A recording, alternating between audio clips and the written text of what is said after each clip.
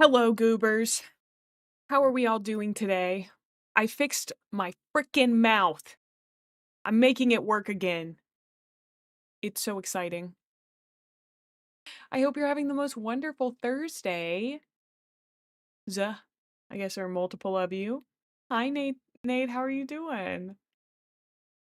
Hey, Alex. I hope you're doing well. I love our little hi emotes. Hi, Realfie. And also, hello to Rogue and Panda and Pope and Robot. It's so good to see you guys. Doing good? Hi, Shane. How are you? And Windmills. Hi, with the shingus. I'll miss the subtitle mouth May. What do you mean subtitle mouth May? Where it barely opened for like 2 streams and I wanted to throw something. Hi, Mr. Glitcher. Welcome on in. Good to see you. Good to see you. Okay, so am I still Mother Wind? Is this still a thing? Yes. Yes. Yes, Mother Wind.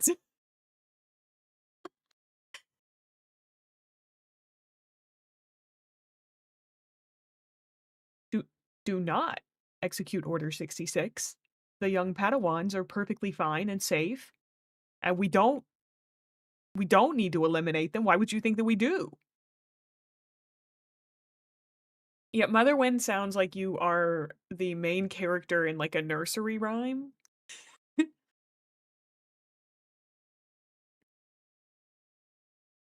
Does nobody get that when you say execute Order 66? That was kind of the vibe I was going for. I see. General Gremlin Mae. Okay, yes, it was a spin class day. And here's how my morning went. I woke up, I argued with myself for 20 minutes about going to spin class. Not kidding. I laid in bed and I was like, May, you've got to get up and go to spin class. And I was like, but I don't want to go to spin class. I want to lay in bed. I'm so tired. And so then I go downstairs and I get my Lara bar. I put on my fit for class. I've got my kit on. And so I open my Lara bar and I take the first bite. And then I sit down on the floor and I eat my Lara bar and I cry a little bit. But then I hauled my butt to spin class. And I I got there, and turns out because I haven't been going and because I've been pretty my muscles have been pretty tight lately, I couldn't take full breaths when it got pretty intense, and so I was really uncomfortable the whole time, and it definitely also looked like I couldn't breathe because I kind of couldn't take a full deep breath because basically because I sit the way that I do and I work at a computer a lot, my rib cage muscles get so tight I can't take a full breath sometimes when I'm having to breathe really heavy. And I'm really bad at belly breaths because I don't know, none of my body works correctly. So it was so bad. It was so bad that afterwards the spin instructor for the class came up and was like, "Hey, how are you doing? I was a little worried about you there." It's like, "I'm okay, thank you. I'm okay. It was a little rough, I'll admit, but I'm okay, you know? We're fine." For her to check up on me, though, was kind of embarrassing, I'm not gonna lie. Oh. I was like, "Did I really look that bad?" It was definitely the Lara bar too filling before spin class. They're 210 calories. Although, at one point I did burp and, like, I'm sorry if this is really, really gross. I burped and a little bit of, like, I don't know, liquid came up, and since I was breathing so heavy, I almost choked on my own spit. It was awful. I had a lot of problems during that class. I looked like I was dying. I kind of was at one point, and then I also was having some hip issues. I don't know if you guys know I have hypermobility and mainly my hips and shoulders. They've never come out of socket, but they threaten to come out of socket quite a lot. They love getting a little wonky. I just got wonky joints, dude. Hey, Ash. Hi, Jolt. Um, so anyway, but we survived spin class. I may have only cried a little bit before and then a little bit during. If you're not crying during your spin class, are you going as hard as you should? My hips really do send strongly worded emails to me constantly. I had to stop in the middle of spinning to basically like I pushed my leg out all the way, my, like, right leg in the stirrup or whatever it's called. Is that what they're called on a bike? I guess in the pedals? Anyway, so I, like, pushed out all the way, and I had to, like, scoot my butt back behind the seat and then push myself down until my hip popped. It was a weird maneuver, but it worked, and my hip popped, and I was fine. But I kept being afraid that, like, it would basically hitch again.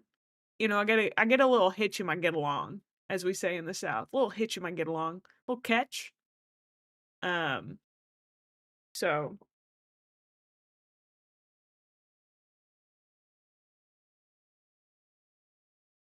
sorry, like Cora was commenting on something.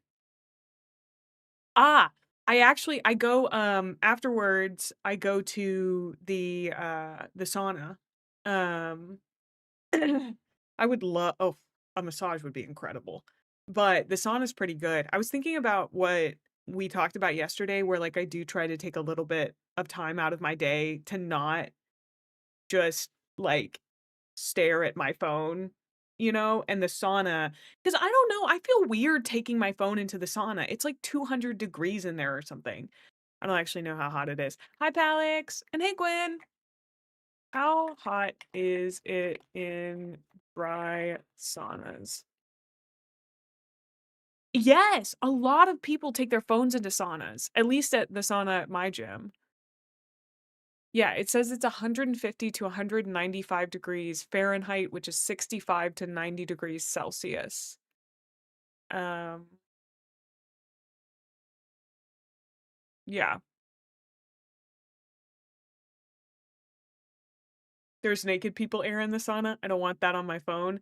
None of the people at my gym go in naked. So that's because it's a Christian establishment and showing your body is very unchristlike apparently. Um, but yeah. Yeah. I guess the men probably go in toweled, but everybody at my sauna at least wears at least a swimsuit. I go in my workout clothes, uh, which is like why I don't know. I don't understand. I completely lost my train of thought. I go in my workout clothes because it's easier and I've already sweated in them. I'm pretty sure phones aren't allowed in any of the saunas or banyas I've been to. I mean, it's at a gym. It's just like it's a public gym in the South, you know? Also, hi, Rainbow. I have learned the actual Finnish pronunciation for sauna, which is sauna. It's one of my favorite words, sauna. I do hate when I have to wear swimwear in the sauna since it gets sweaty and nasty. I prefer the German style saunas, which are just nude. I like the towel thing, you know? Hmm, just curious, but does this little gremlin uh part beta carotene perchance because she's amazing on the eyes? Hello, man. Glad I could catch one of your streams. Thank you, Ramon. I appreciate that. That's a good line. I like that as a compliment. Open more pores with more surface area. Yeah, if I like you guys, I don't know if y'all know how exhausted I am after spin class. One day I drove home. I came into the house. I made it about 4 steps and I just laid down for 10 minutes on the floor. Oh, Rogue, thank you for gifting a sub to Rainbow. I appreciate that. Thank you. Thank you. That's very sweet of you.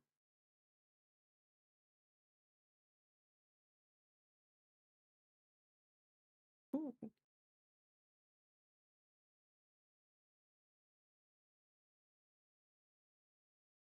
thank you.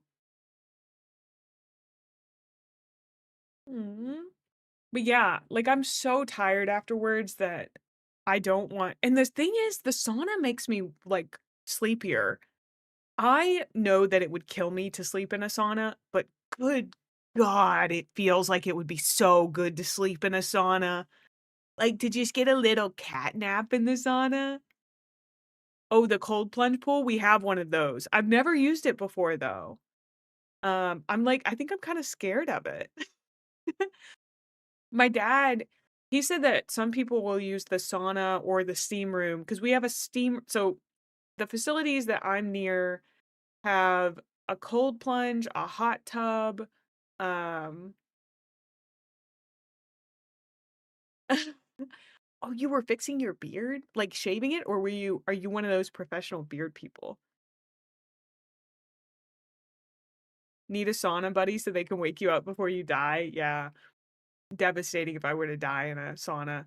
I guess the plunge pool could definitely wake me up. Maybe I should do that next time. Oh, nice, Palix. I'm glad you were able to find a source port for that. It is scary, but it's so worth it. The cold shock after the hot sauna is so refreshing. Can I just say, I've always been scared of that idea of like going from a really hot thing to a really cold thing, largely because, and this is like a weird connection that my brain has made. You know how like you're not supposed to put someone who's drunk in a cold shower because it can cause them to go into shock?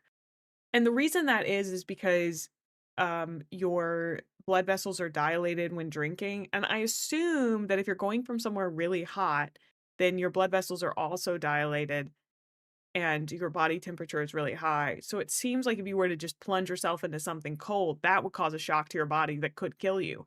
But maybe I'm wrong about that and I just didn't I haven't quite comprehended whether or not that could be an issue at all.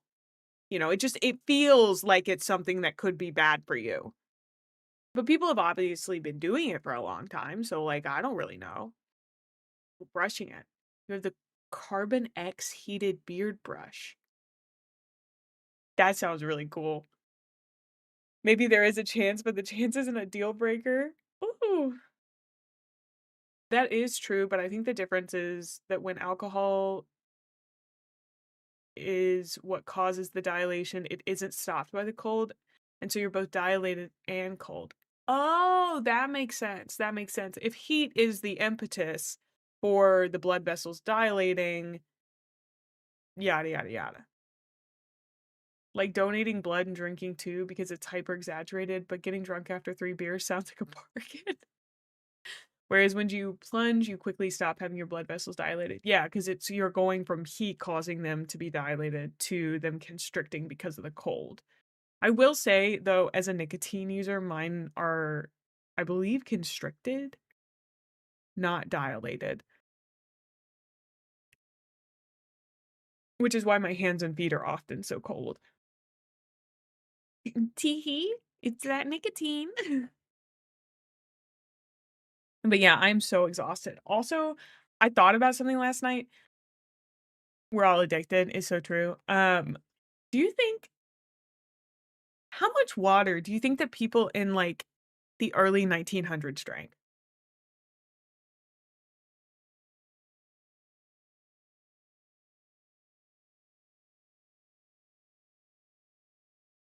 Ash, do you plunge your whole body into the cold plunge? Because if it makes you more relaxed, that's what I'm always looking for. Because my muscles are tense like all the time. Head as well? Dude, I don't want my brain getting that cold. What? I don't want my brain to get that cold. That sounds bad for me. Dunking your head in? Well, they do have a thing about like you're supposed to shower before you go into the pool or anything. It's just a really quick cold shock, then out again. So you don't stay in very long. They probably drink a lot of beer and milk, beer, and liquor in the 1900s. Great combo. The only reason I was thinking about it is that like, so it seems like it takes forever to get out of the number of pantaloons that they're wearing in the 1900s. So like, was going pee like a really big task? I guess I was thinking about this because I was watching Downton Abbey and I was like, when did the servants go pee? It seems like they're always doing something. Oh no, it's too cold for that. I'm in for like 30 seconds and the head plunge is okay. Pants didn't have a crotch? They have the pee thingy?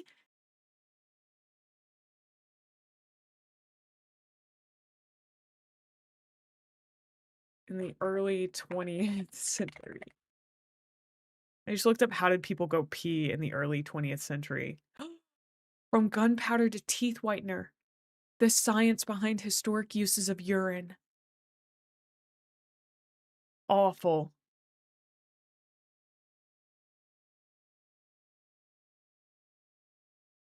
In the early 20th century, indoor flush toilets were becoming more common.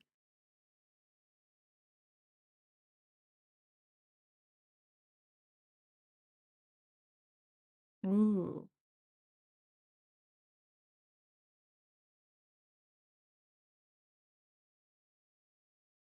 Oh.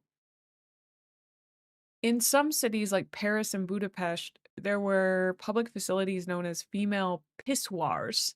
In the late 19th and early 20th centuries, which allowed women to urinate standing up without needing to remove their long skirts, a practical solution for fashion of the time. Yeah, men could piss wherever, so it wasn't a big deal.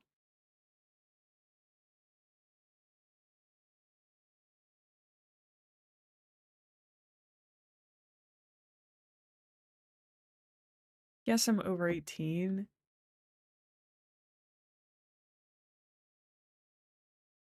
Oh, there's a series on you. It's gone. It's gone.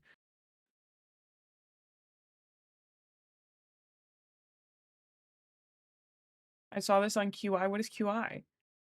They used to have a little string you tie to your thing to pull it through multiple layers. No, that can't be real. They put it on a brass string?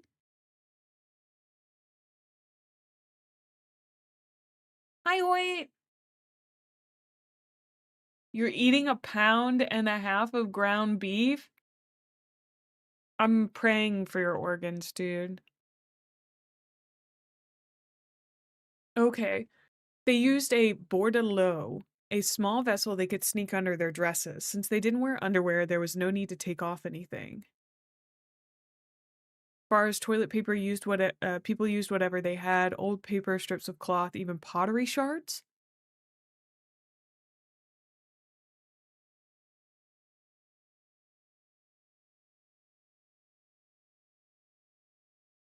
Rebellis jokingly writes about it in Gargantua and Pantagruel. I have answered Gargantua by a long and curious experience, found out a means to wipe my bum, the most lordly, the most excellent, and the most convenient that was ever seen. What is that? Said Grengaseer. How is it? I will tell you by and by, said Gargantua. Once I did wipe with a gentlewoman's velvet mask, and found it to be good, for the softness of the silk was very voluptuous, and pleasant to my fundament. Another time with one of their hoods, and in like manner that was comfortable. At another time with a lady's neckerchief, and after that I wiped with some earpieces of hers made of crimson satin. But there was such a number of golden spangles in them, turdy round things, a pox take them, that they fetched away all the skin of my tail with a vengeance. Now I wish St. Anthony's fire burned the bum gut of the goldsmith that made them, and of her that wore them. This hurt I cured by wiping myself with a page's cap, garnished with a feather after the Switzer's fashion. Incredible. Incredible. 300 grams of protein? That's crazy. Oh, nice. They didn't know how to use the 3 shells? What are the 3 shells? Hi, Ty! QI is a British TV show, stands for Quite Interesting, and it's all about dispelling common misconceptions. Used to be hosted by Stephen Fry, now Sandy Hoxvig. I'm surprised you don't know it actually. It seems big in America as well. Corey Taylor of Slipknot was even on it once. Oh. I mean, maybe.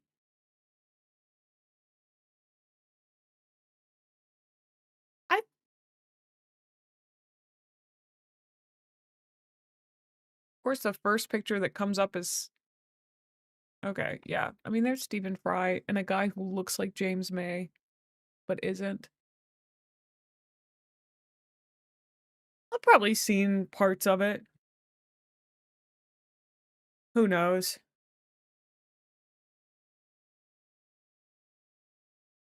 She doesn't know about the 3 shells? What? What movie? You used to be a competitive powerlifter and strongman before your back gave out, slowly getting back into it? Oh, interesting. I used to do some powerlifting lifts, or the powerlifting lifts, but I was never like a powerlifter. I did enjoy like 5 by 5s though. QI seems fun from the clips I've seen, never actually watched it though. It sounds really nice. Also, I'm sorry, I'm gonna have to continue my tradition of needing to go pee half an hour into us starting stream, so I will be right back.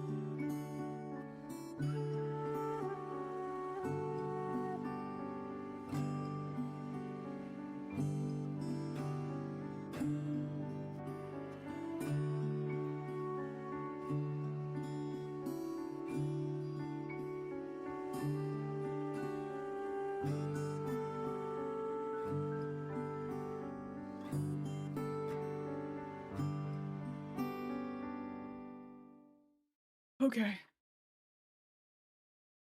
Oh, I'm back. Thank you. Contestants on QI can get bonus points if they tell an interesting fact, and they lose points and a buzzer goes off when they give obvious but wrong answers to the questions, which are usually the answer you think is right, so they teach you a new fact. The movie was called Demolition Man, Sylvester Stallone movie. I don't think I've ever seen a movie with Sylvester Stallone. Have I?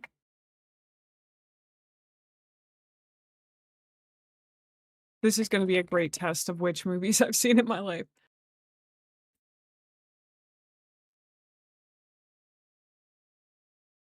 And no, before you start, I've never seen Rocky or any of the Rocky movies.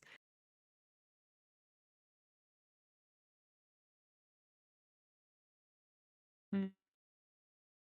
It's gonna be like one of his dumb ones. Yeah, I've seen Guardians of the Galaxy. Okay, so I was wrong. I have seen some.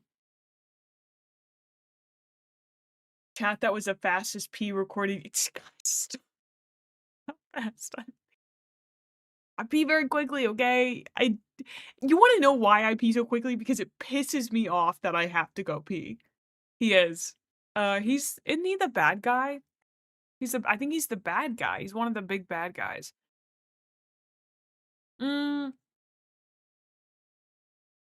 he plays Stalker Ogord.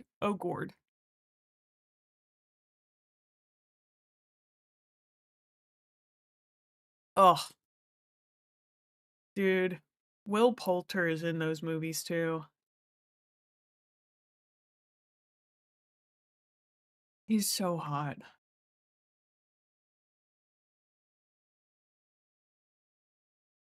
You wanna know what's crazy? I mostly know him from the Dark Pictures Little Hope, of all places. No, he's in the second one. He's in the second one.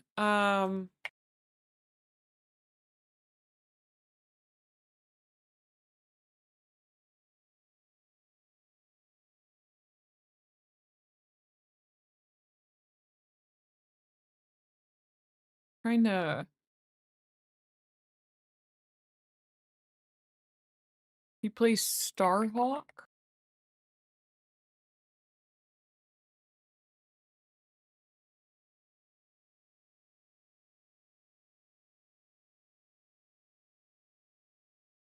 I'll show you a picture.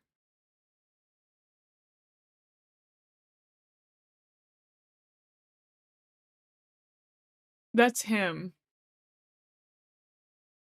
Will Poulter is a huge part of the man vision board, dude. Huge part.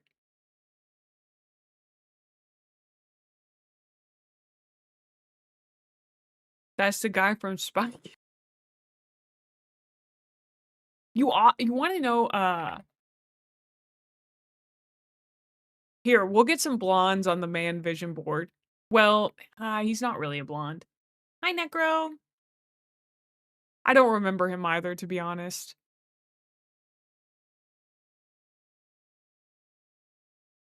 Dan Stevens goes on the man vision board. Look at this man. Look at this man, dude.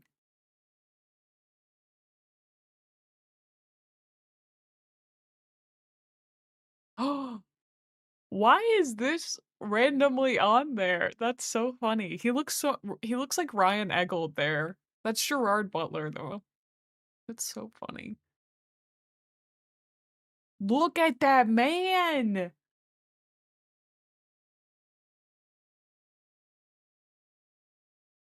What a man, what a man, what a very fine man.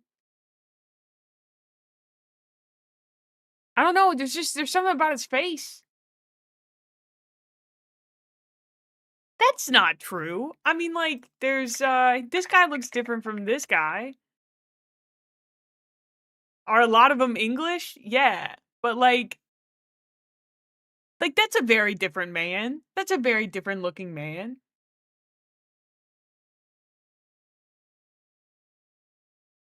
What are the maxes and do you still lift routinely?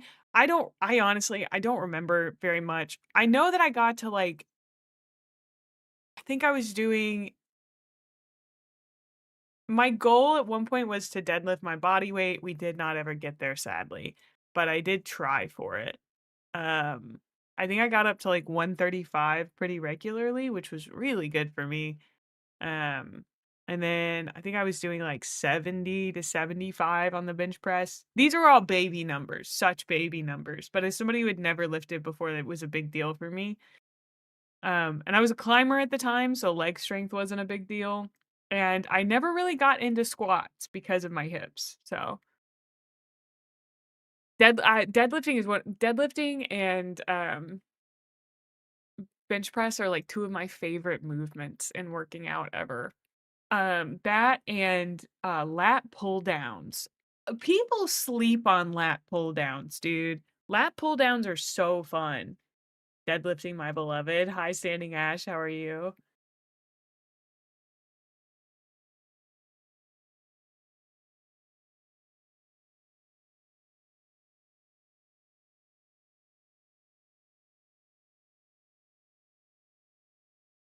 Oh, I've seen the hex bar before. I've never used one. I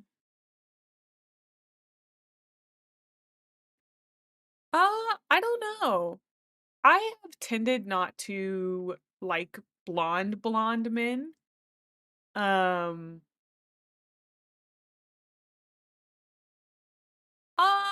Ramon, let's keep comments like that off the stream. Um, don't comment on my body unless I bring it up, please. And even then, let's not be creepy weird about it, if that's okay. Sorry I just straight timed you out for like 10 minutes. I meant to delete the message and I timed you out on accident. I'm so sorry. I'm not a very good streamer sometimes. I'm not very good at moderating. I didn't mean to send you straight to hell. If you make it out of hell, good for you. Anyway, uh, I don't know. Somebody just that skeeved me out. Sometimes things skeeve me out. I don't like it when people are weird like that. Props to you. Any weight that works for you is good weight. You'd be surprised by how many men I've trained that couldn't lift the bar on bench. It's hard. It's gonna be real hard. Like it's so hard. Is the expression not more specific than that? The film is called Gentlemen Prefer Blonde, so you'd have to first define a gentleman before you start doing a statistical comparison. I don't know. I think the expression is like yes, it is gentlemen prefer blondes, but I think the expression has changed over time to be just more like men prefer blondes. I don't prefer blondes because my brother is blonde. And if a man looks too much like my brother, it's a fucking no-go, dude. That's why like tall men, kind of out. My brother's like 6'4". He looks like he's like a Norse god. Just so tall and strong. It's like real muscly man. Now he's got the dad bod, but for a while he was toned and I was like, you can't be doing this, dude. You can't be toned while I'm sitting over here chubby. Cause he very Thor like. Yeah. Except he has short hair, but he and his wife have gorgeous children. Gorgeous children. They're just absolutely adorable. Um, because his wife is also very pretty. She's just a very pretty woman. Um, but I don't know. I was kind of like, dude, you can't be yoked when I'm not yoked, you know. The landowning gentry prefer blondes just didn't have the same ring to it. Capitalists prefer blondes. Those who have the means of production prefer blondes. That sounds like some kind of most dangerous game kind of setup. Oh wow. I'm now envisioning they need to do a modern Hi Lost Soul. They need to do a modern adaptation of Most Dangerous Game, but I want it to feel like the menu. Do you guys understand the vibe that I'm saying? My brother was the same way, 6'3", 240 and lean, scholarship to play football in college before he blew out his knee. Now he's got the dad bod and is about to get engaged. Almost same story for my brother, except he's like 6'4" and was 300 when he got when he started doing um oh, I'm sorry if weird. My bit rate was doing some weird stuff. Um oh, well thank you for the follow, Ash. Danny Ash. Um yeah, he was big guy when he got drafted for college football. Uh and then he got really lean because he blew out his back pretty bad while lifting for football. It was pretty crazy. Um, I want to apply the Most Dangerous Game and sit at the starting line, playing it psychologically. I think they did one somewhat recently, not the same vibe as the menu, but that could be interesting. Yes, I see the vision. Also, the menu is great, in part because I'm exactly the kind of pretentious asshole that would go to that kind of restaurant. I messaged my ex after seeing it going, "Oh no, I think I'd die in this film."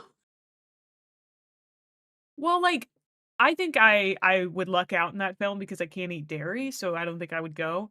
Um, but also, like, I don't think I'm really somebody to go to a pretentious restaurant. I will every day of the week take a very well-made, greasy as fuck meal over something super pretentious, but that doesn't mean that I don't wanna eat at a pretentious restaurant one day.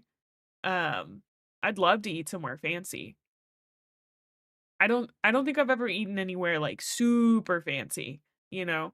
I think most people haven't, um, where, like, the meals cost over $30. Um, I ate in a place in Truckee, California where, uh Gaucher Soho? Or do y'all pronounce it different there?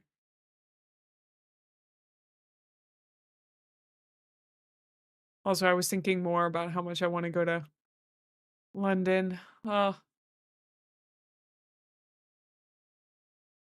When I've been provided that my whole, you know, being a full-time VTuber thing doesn't fall through, I'd love in like a year or two, if I have saved up some money, to just like go visit London for like a month. Truckee mentioned let's go. Well, I ate at this restaurant in Truckee that had these like obviously gorgeous views, but it was nighttime and they served this really amazing lion's mane mushroom um that was just so good. Gautier? Ah, okay. The Michelin star vegan French fine dining restaurant that sounds so good. I looked it up. I'm looking at the menu.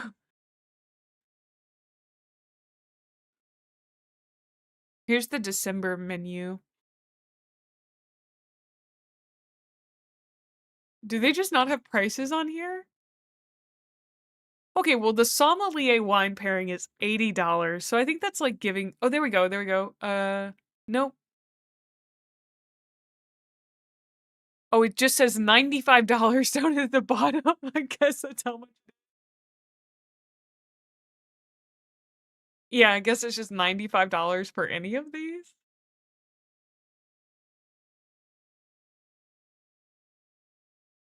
The oceanic furikake tofu sounds incredible.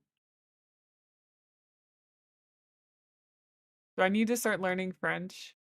I don't think I'd do well in France. I'm too thick for France. Dude, their sommelier is kind of cute. You pay for the whole. Oh, it's a taste.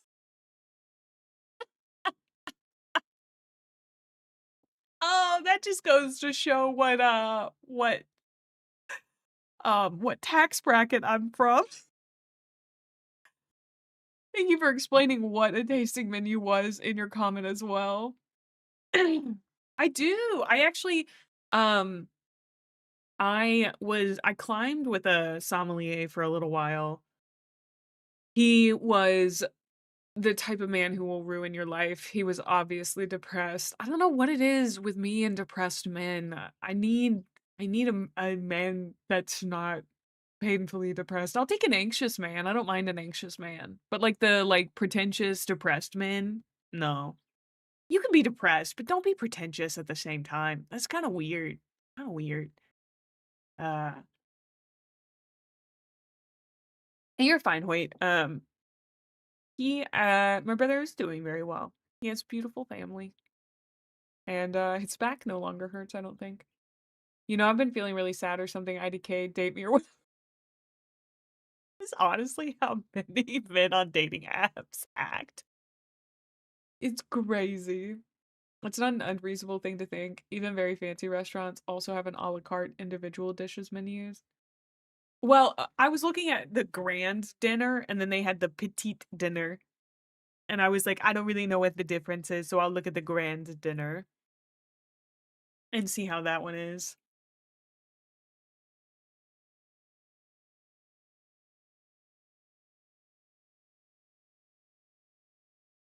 It looked very good.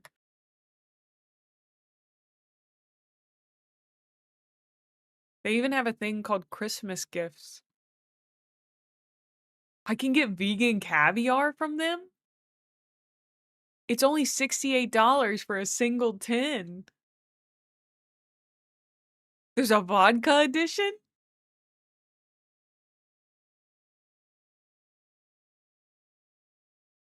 We are delighted to offer the Gautier caviar once again. It is very exciting to be able to share this wonderful product created using delicious briny kelp seaweed for a soft, buttery texture, elevating canapes, blinis, sushi, or simply on its own with a glass of champagne. Enjoy immediately or once open, keep for 3 months in the fridge.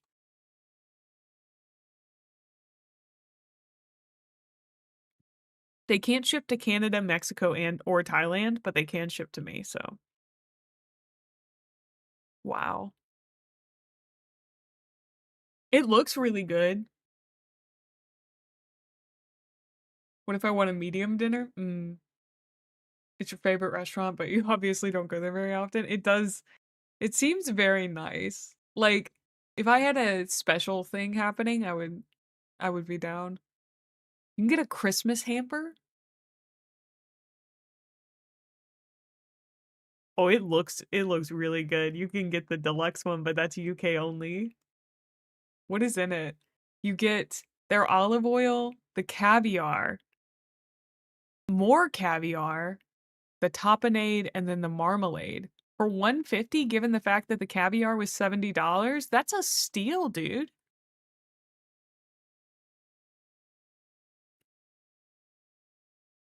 Actually a steal. I want to be in the tax bracket where this is a stocking stuffer. Can that happen for me, please? I want a man who has a crush on me for the rest of my life, and I'd like to be in the tax bracket where I can get caviar as a stocking stuffer. During caviar, they did a thing that's so tall. During lockdown, they did a thing where you could order all of their food pre-made, so you just had to heat it up yourself, and it was very affordable actually. Work in tech or find a man who works in tech. They're not hiring in tech right now, sadly. I wanted I wanted to work in tech. As we talked about recently, I wanted to work in yeah, congrats on surviving hell. Um I dated a guy that was 6'9" one time, but I think everyone wants the tax bracket dream partner. Yeah. Hey Jaybird, my day's been good. We survived spin class. That was our big hurdle for today. Surviving spin class. I don't know, like I don't want to be rich for the things. I want to be rich for the experiences because I feel like rich people get to have a lot of wild ass experiences. I don't even want to be rich. I just like to not think about money.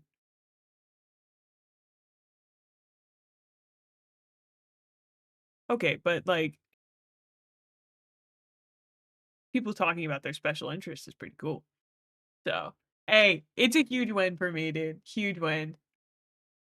I like having enough money to do nice things for my friends. Yeah, like I was able I bought a yeah, I don't want to be rich, I want to be comfortable. But I want to be the type of comfortable where I don't think about money. Like that would be my fucking dream is to marry a guy who deals with the money and then I don't have to ever think about it again. And then I can just be like, "Can I buy this thing?" And he'll be like, "Yes" or "No." And then gambling is a great way to get into this. That sounds like rich, high-end comfortable. Yeah. That's pretty dangerous though. I don't know. That's how my mom and dad have always done it. Is like my mom doesn't think about money. No, no. I mean, like, this is a thing. Like, my mom, she's not buying extravagant things. She's very comfortable, but she never has to think about it personally. And sometimes, like, her and my dad will talk about it, but for the most part, if my mom wants to buy something, she either uses what she calls her play money, which is money that she has made, or she, like money that she's made doing side stuff, or she like asks my dad. Now, does my dad think about money constantly and it's, like, wrecked his life? A little bit.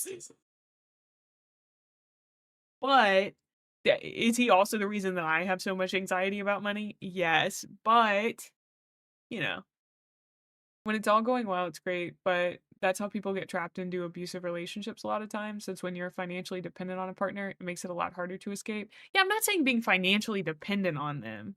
I think y'all are misunderstanding me, in that I just want my partner to be my financial advisor. Like, instead of hiring a financial advisor,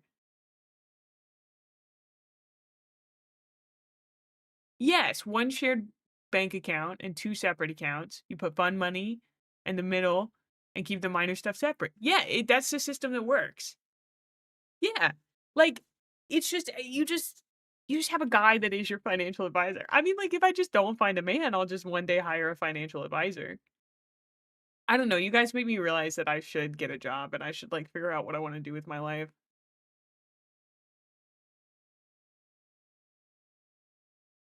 But, like, I like doing this, I like being a clown on the internet, but, like, it's not really a career, you know? How do you make it into a career? I don't know.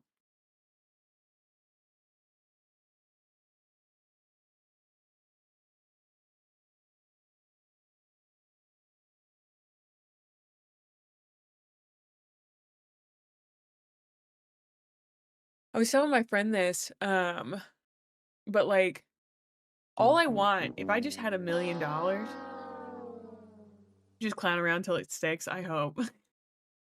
Thank you for the clown. Um, I if I just had $1,000,000, you can just put $1,000,000 in a bank account, and then you'll just make I'm a fox girl, thank you very much, but I do hope I make bent off it. Um, but yes. What was I saying? Oh, if I had $1,000,000, you can just put $1,000,000 in a bank account, and then they'll give you a bunch of money for having $1,000,000. Do y'all that's every time I think about that concept is crazy to me, that I could just live off of the residual APY from $1,000,000. I was not talking about gambling. I would love to win the Powerball. If you're okay,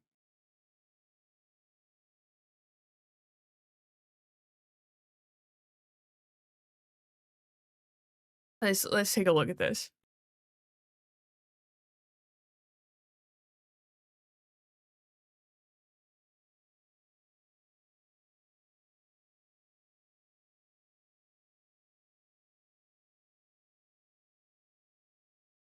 Wow, that's so high.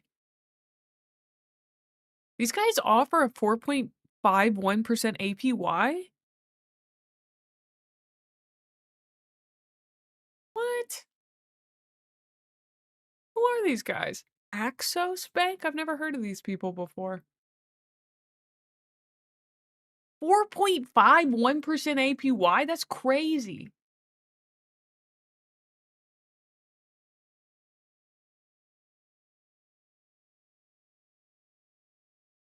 I'm not a gambler, but I'm now making a comfortable enough amount of money that I'm like, well, I won't win if I don't play. Yeah.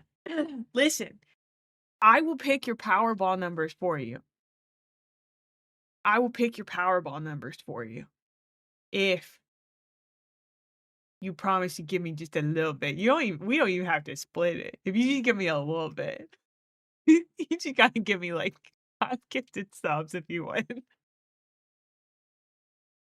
You can statistically never win if you don't play. It's so true. It's so true. But I've never played the lottery here in Mississippi. I never have cash on me. And most of the time I think you need cash. Oh, hold on.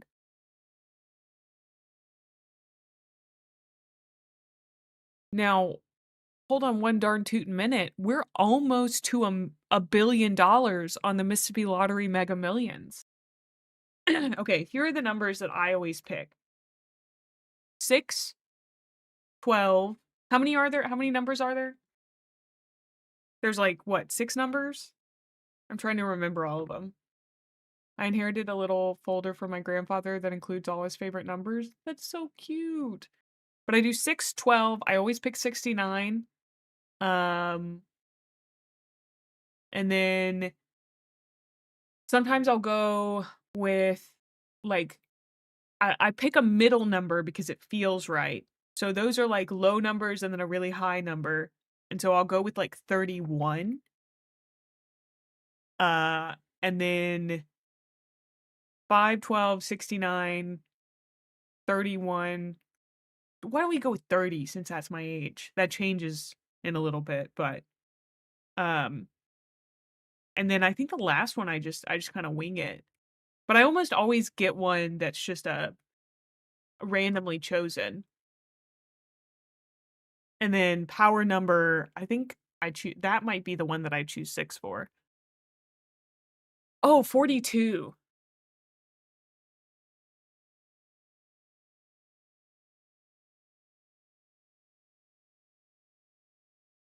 I'm an anime woman on the internet. Why would you know that? Since they're all equally, but also please stop commenting on how I look. I'm gonna time you out again if you do it. I'm an anime woman on the internet, so people don't comment on my looks. Sorry, I don't mean to be aggro about it, but like it's a weird energy you're giving me here, dude. Since they're all equally likely, but you have to share if someone else wins, the real strategy is to try and avoid picking the same as someone else, beyond the strategy of not playing since it doesn't pay off. No, you gotta play Ash or else you can't win, you know? Hi, Gronius! Amy, you're getting ready to be normal. I'm being normal. Have you guys not been able to hear the music this whole time? What the heck is going on?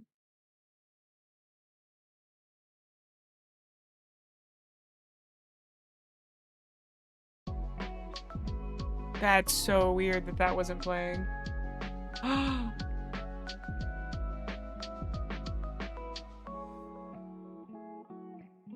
We're talking about gambling. We are.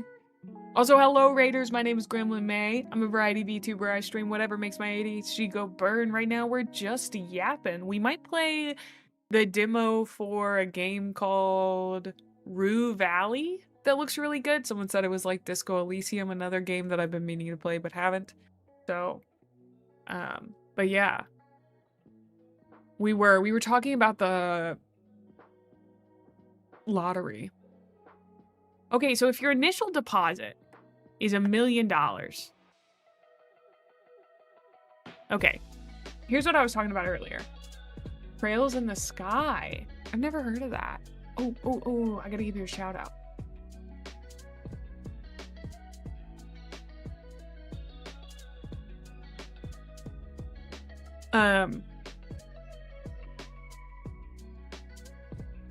It's definitely worth checking out the demo. Okay. So, if you were to get this magical APY of 4.51% over 12 months with the interest compounding yearly. That's even like the worst, is compounding yearly. You would end with $44,100 extra dollars in your bank account. And I can live off of 40 a year for sure. Easy. I could live off 40 a year in California. The taxes are horrible, even on APY. I guess, yeah, you do have to pay taxes on that. But is it income? Is that considered income? The bank is just giving me money. How is that income? I guess it's incoming money. It's capital gains. Oh. Wait, but aren't the capital gains taxes like really low? I thought they weren't that bad. I thought that was one of the things that we wanted to raise the taxes on. Yeah, it's taxed less than income.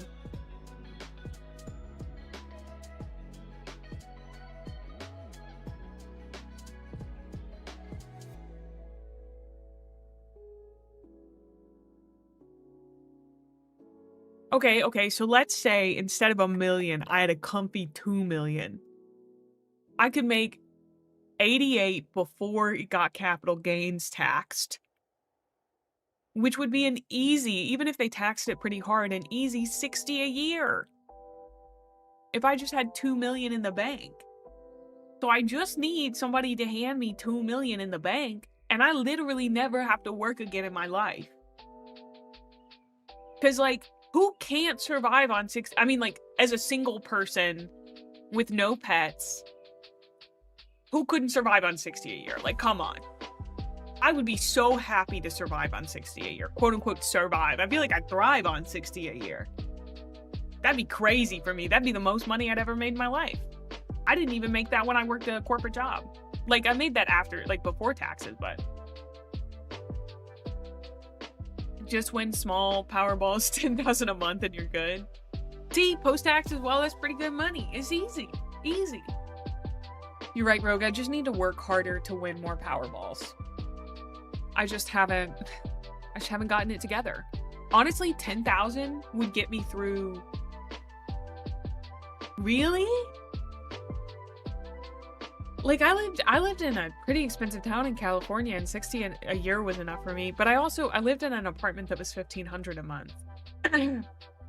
But that isn't taking into account that I would have to pay for my own healthcare, so.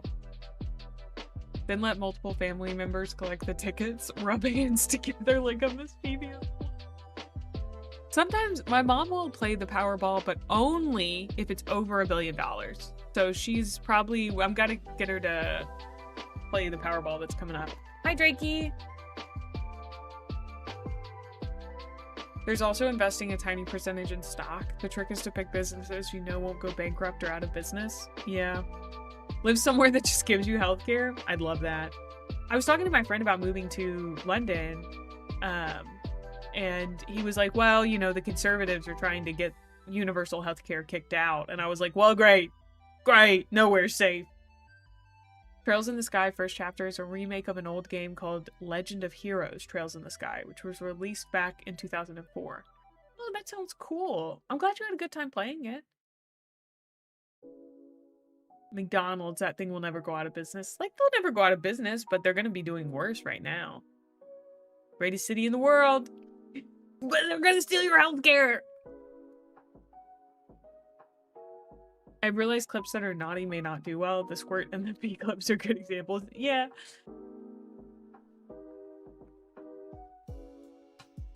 If you move to London, you have to deal with real ID laws if you want porn. What? The market is currently manipulated. I'm betting on horses, not shareholders. Do you really? Do you think that applies to Google Images? Please do. Nothing makes me prouder of paying my taxes than it going to making sure people are healthy. No, I meant my friend was talking about, hi Grape, how are you doing? I hope you're doing well. Oh, that's crazy. That's real crazy. Oh, bye Cronius, thank you again for the raid. No. I was talking about, my friend was saying that the conservatives in the UK are trying to get rid of whatever gives you guys universal health care. Also, it is time for my break. I'm gonna go downstairs real quick and get some yogurt and granola and go to the bathroom, so I will be right back.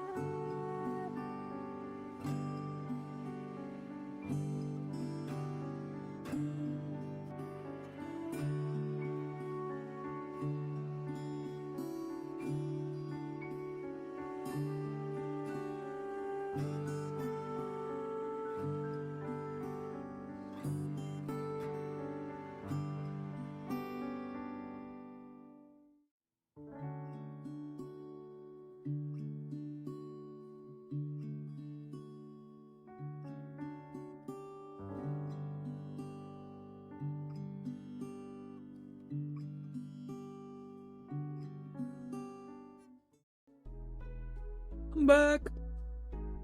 Looks like you guys were yapping.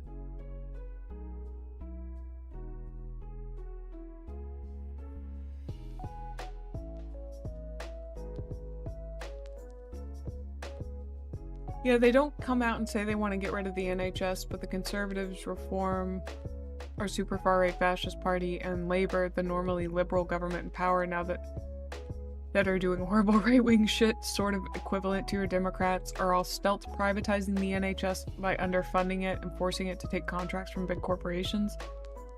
Ooh. What do you mean if you play spread? What does that mean, Ro?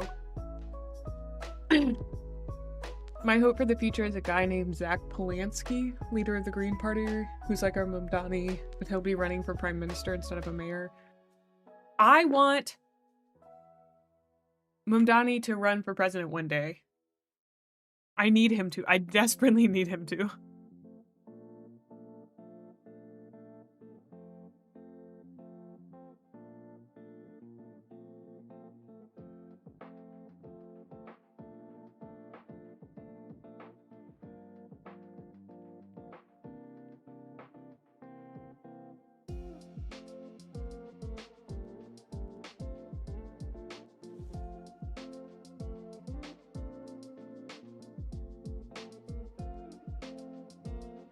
Yeah.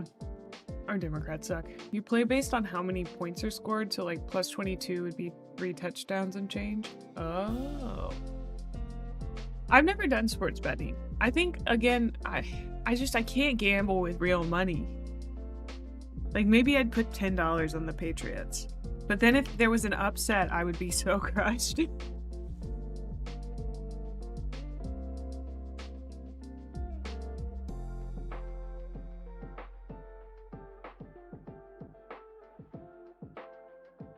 Like, I saw this Instagram post where this guy was like, I don't I don't know how my grandma is addicted to coming to the casino. I just lost $15 and I don't want to be in here anymore. And I was like, I feel you, I get that.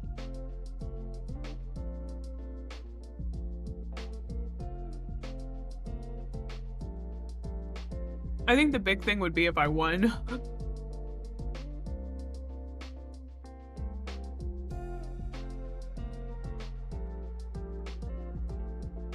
That would be the problem. If I ever gamble, I hope I freaking lose. Otherwise, I'm done for, dudes. I'm absolutely done for.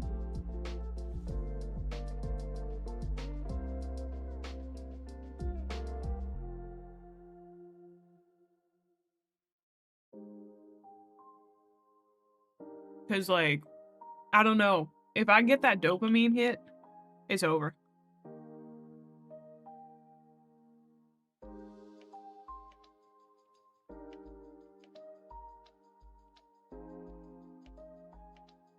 Also, I'm eating my yogurt and granola, sorry. If you lose, just means you're due on the next one, I thought. I mean, like, that's kind of true.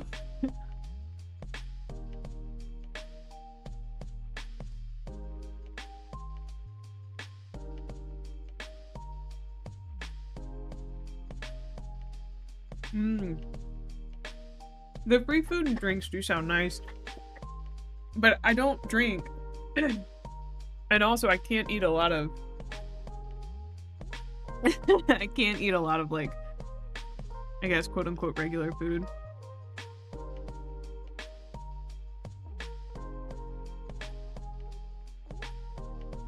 I have always wanted to go to a casino with, like, $20 and see how long it lasts.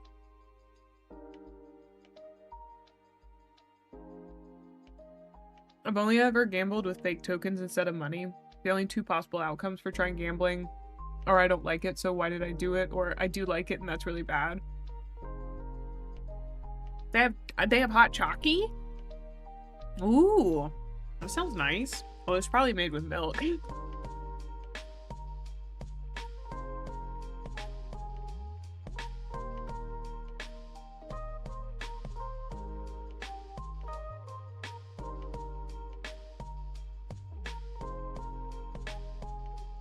Oh, thank you, Drakey. I actually talked with a guy today who's producing one of my LARPs for an actual play. And it's coming out in February, from what he said. Which is just really exciting. I'm really glad that people are into my work.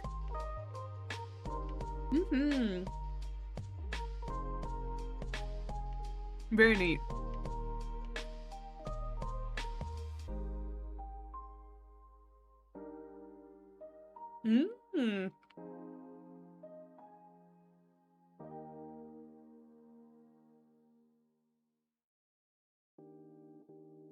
Exactly. They'll even take a vegan's money. How nice is that?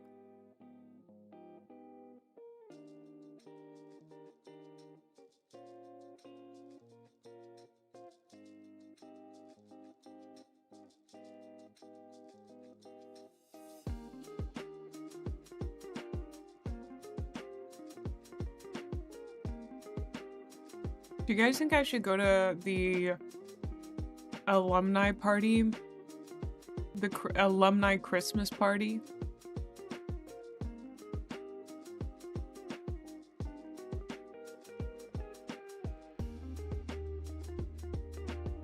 For my college.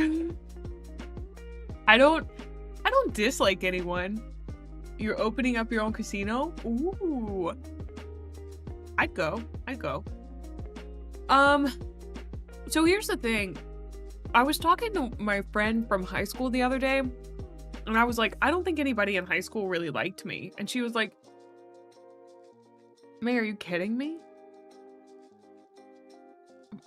I'm pretty sure that everyone in high school really liked you. And I was like, no, they had to have hated me. And she was like, no? Like, what? I was like, they had to have hated me. I don't really know why I felt that way.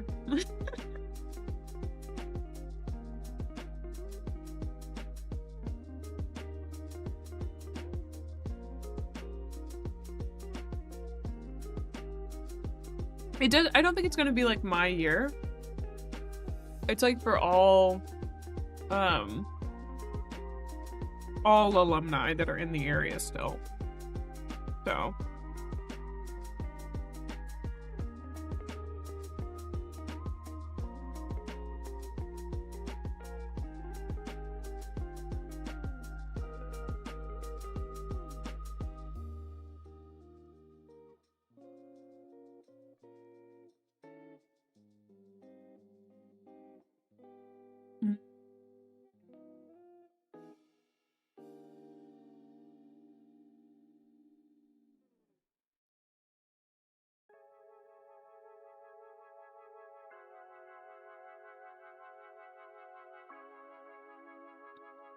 Now you haven't graduated?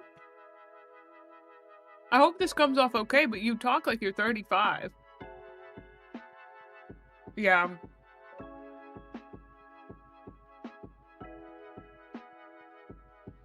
Imagine a politician you hate. They have a degree. How do you now value that degree / university? I don't know. Lots of shitty people went to my college, but like, that doesn't make me shitty. Hi, Mara.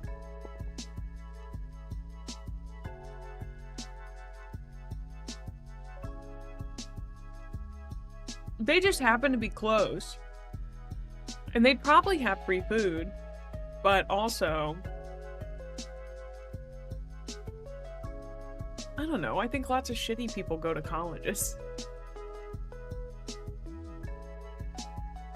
Like, I don't think you can judge an institute by the people that went there. They are just money-making machines, yeah.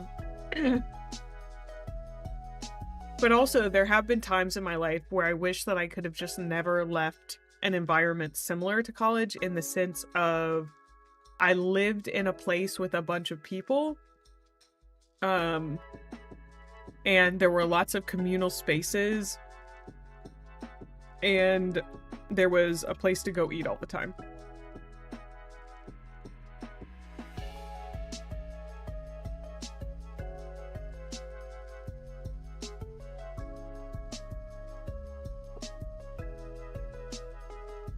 Oh, okay.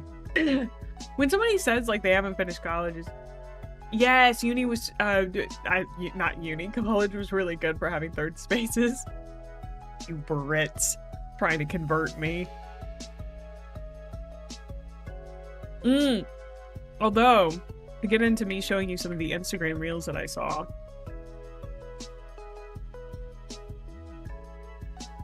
I can call it, I get the pass, I can call it uni, good.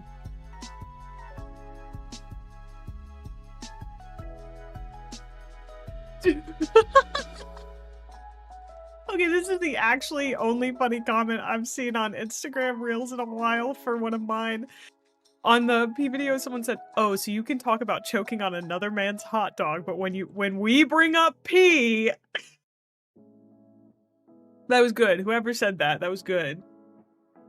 Yeah, I get the uni pass. What?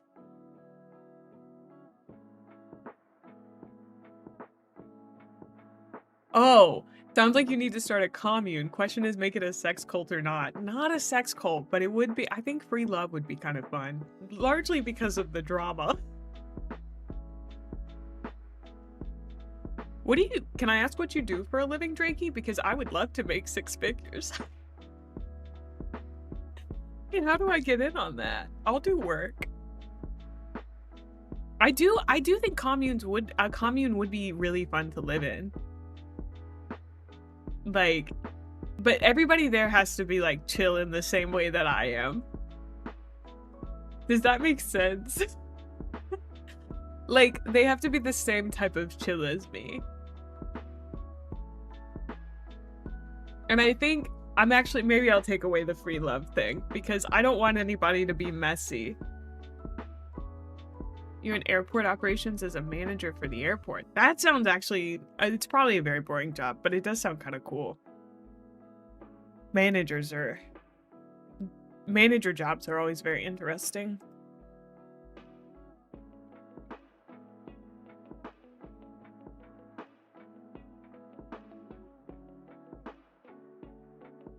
Okay, I saved this guy's accent to show you guys.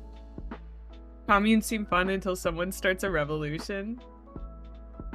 You have a 6-figure salary, you already bought 5 this month. What kind of chill would you say you have? None. I don't know. The app session today is kind of all over the place, but I think for me, I think being self-aware is very important and also being very blunt. The biggest deal would be that I need the people around me to understand that I often get very emotional, but it passes very, very quickly. And so people at the commune would have to be comfortable with me being a very emotional person, but it not necessarily having a huge impact on me. Which I think is actually a very difficult thing for people to deal with. I've had quite a few people say that I am quote unquote too much because of how emotional I am. Because I will have really big quote unquote emotional episodes where I cry a lot or I get very intense. I can get very passionate about stuff and it throws people off. When in reality, I'm not like angry or emotional. I guess like I'm just an intense person, and I think it can be a lot for everyone. Yeah, the sex commune. Yeah, the people in my commune need to understand that I'm a very emotional person. This stream is very much proof. You guys have seen me be like, bah, bah, bah, bah, bah, bah, you know? Y'all know exactly what I'm talking about. I don't know. Y'all have never seen me like cry. Y'all have seen me cry like maybe once because I was really upset about something. TV. Oh my god, did I just burp on mic? Fuck. First time I've ever burped on mic. Dang nabbit. I'm mad about that. Yeah, having feelings is important. Listen to this man's accent. That's our assignment for today. I love this accent. No, don't clip it. I actually sound like this. Here I'm speaking in standard Southern British English, also known as received pronunciation or the King's English. I'm hoping that speaking this way and making sure to speak slowly and clearly will allow me to be easily understood by my largely international audience. However, this is not my real accent. I'm from Dorset, and while I don't have the strongest West Country accent, it is still a bit present in the way that I speak, especially when I'm speaking to friends and family. One of the key features of West Country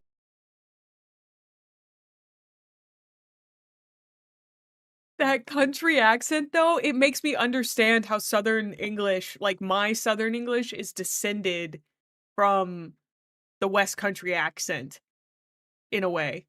Also, that was a small burp. You guys got a very small burp. The King's English is the Queen's English is it's a bit pretentious. Bit pretentious, I will say. Like, let's, oops, I clicked the wrong button. Let's head over to gaming real quick.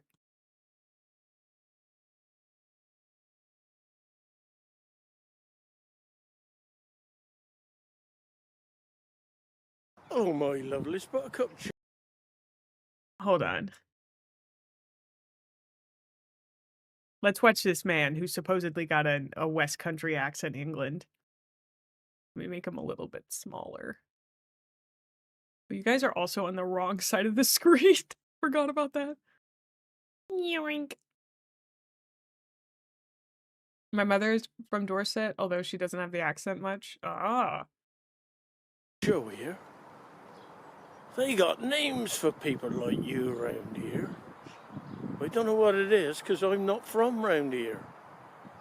Okay then, my lovelies. Buttercup Joe. I don't know what that was, but that's so funny. Oh.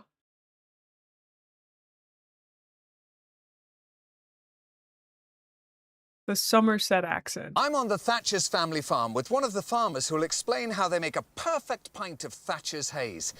They speak in a very strong Somerset accent here, so pay attention. Well, we take a carefully crafted selection of apples and add a touch of juice from the John o' Gold eating apple. Nope, didn't get a word. I feel like that's a British joke that I didn't get.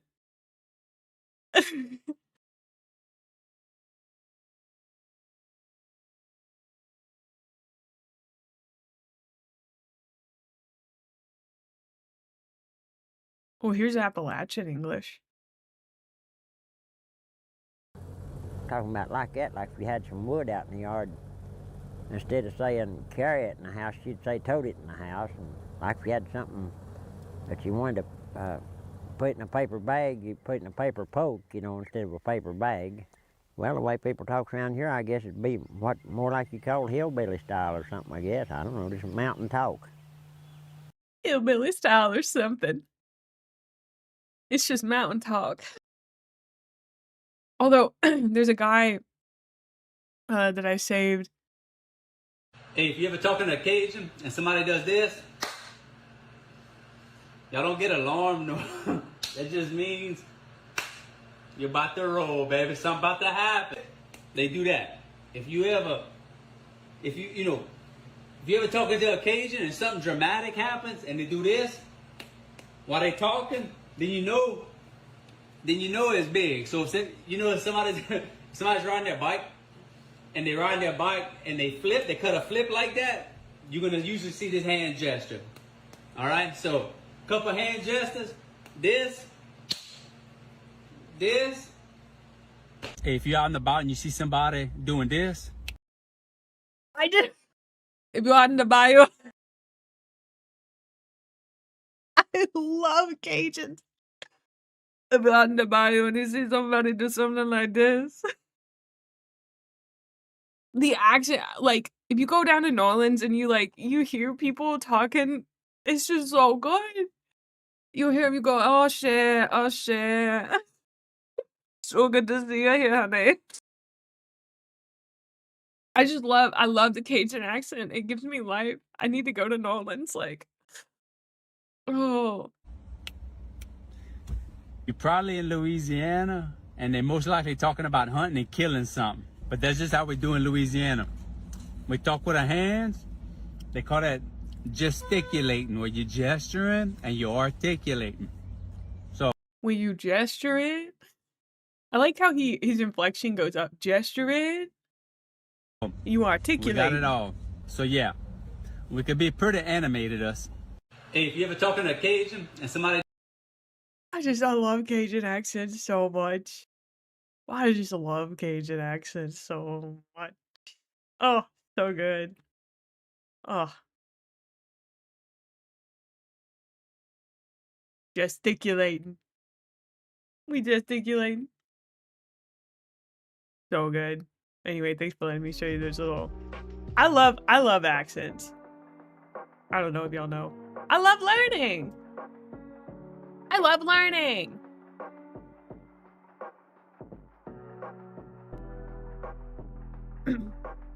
Yeah, the hand gestures.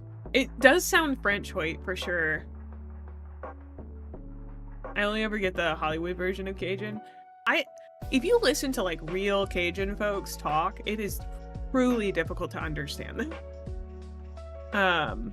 like, even just people from Nolans in general, like, they're not the easiest folks to understand. Just the Louisiana accent in particular. But it depends, because, like, there's, like, Cajun, and then there's more the general Louisiana accent, which often won't, because Cajun, I think, is seen as much more lower class, more country, which, like, kind of wild since, you know, it's Louisiana, we're all kind of country here in the South, so. But of course, people are pretentious about the way that they sound. I mean, like, that's why I sound the way that I do, because I don't want to sound really Southern. Or I didn't when I was a kid. That was important to me. So, accents are they're important. They do stuff.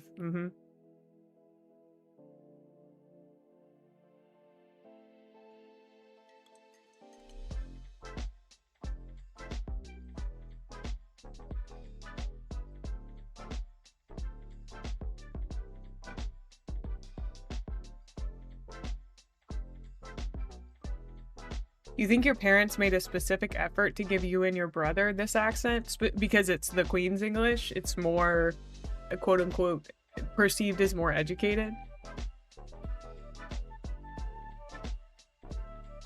We were encouraged to police our parents for when they said non-standard things. I'm sorry, Ash, I'm really sorry.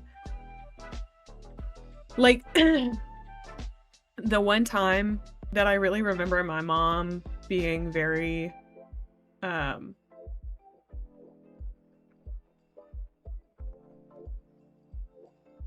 is it in Texas? What part of Texas? Is it the cool part of Texas? Oh, you don't have to tell me that, Drakey. Don't tell me where it is in Texas. That's actually a bad idea. Don't do that. I never thought about it, so the more common pronunciation stuck. I mostly have a kind of, hi, Dungeon Runner, welcome in. I have a more neutral American accent, but man, it slips with different phrases. Yeah, I assume you're near the Appalachian Mountains. Drakey is there, so it's a cool part. You're actually not wrong. Because, like, Austin, I'd consider moving to Austin. I have family in Texas, so, oh, yeah. I don't know who gifted it to you, but congrats. You're pretty close to an RP accent, which is the posh BBC accent. So I talk like a posh twat. I'd love to learn how to do a British accent. I think it's one of those that's, like, fun to have in the repertoire. But, I don't know if, like, the Queen's English would be all that fun. I'm going to prison now. Bye, y'all. Oh, you're going to YouTube. Bye.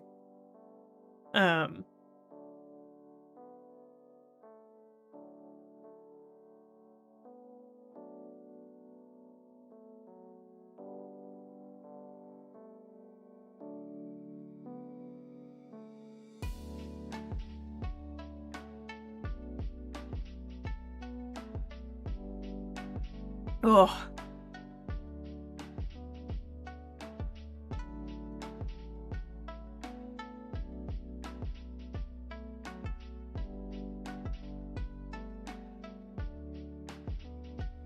I can also do Cockney and West Country accents very comfortably, and I think those would probably be more fun to learn to do. The West Country accent, it's kind of hot, not gonna lie.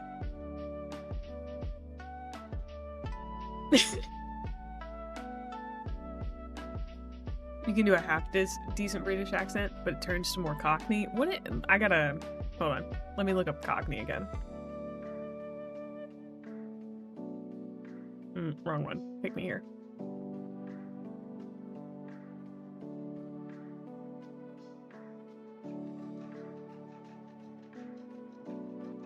Today on Let Them Talk TV, you are going to learn everything you need to know about the Cockney accent spoken in London. Now, as you know, I am a Londoner, but when I teach these lessons, I teach standard British English, which is what I'm talking now, by the way. Oh. More or less, anyway.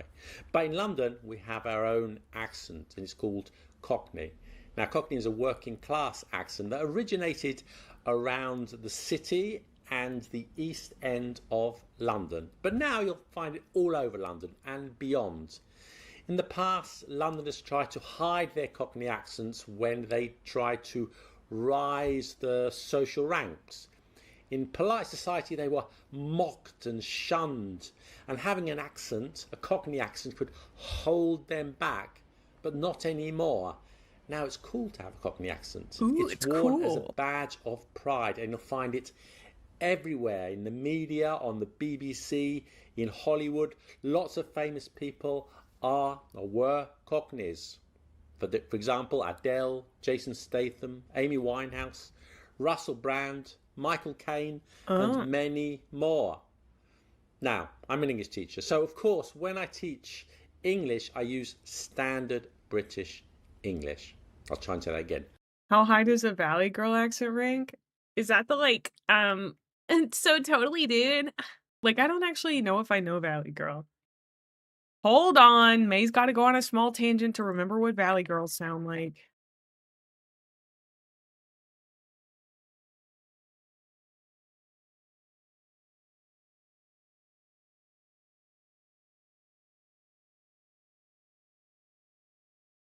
For an example, you know how when you're at Starbucks and they're asking you for your name, I always go, Amanda? And it's not because I don't know my name, but it's just the way I talk. So it's almost like a polite way of telling them my name, but it's definitely uptalk. Another We try to example of forget Russell uptalk is Brand.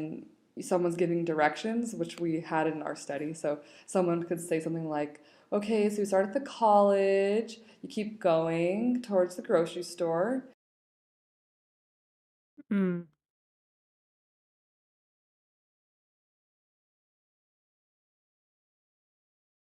Here's a video on. Oh my god.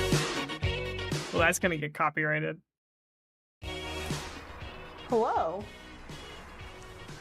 my god, like, hey! How are you today? So, like, how are you today? I haven't heard from you in a while. This is so good. It's too much for me, dude. Let's get back to the British. So I totally. Standard British English.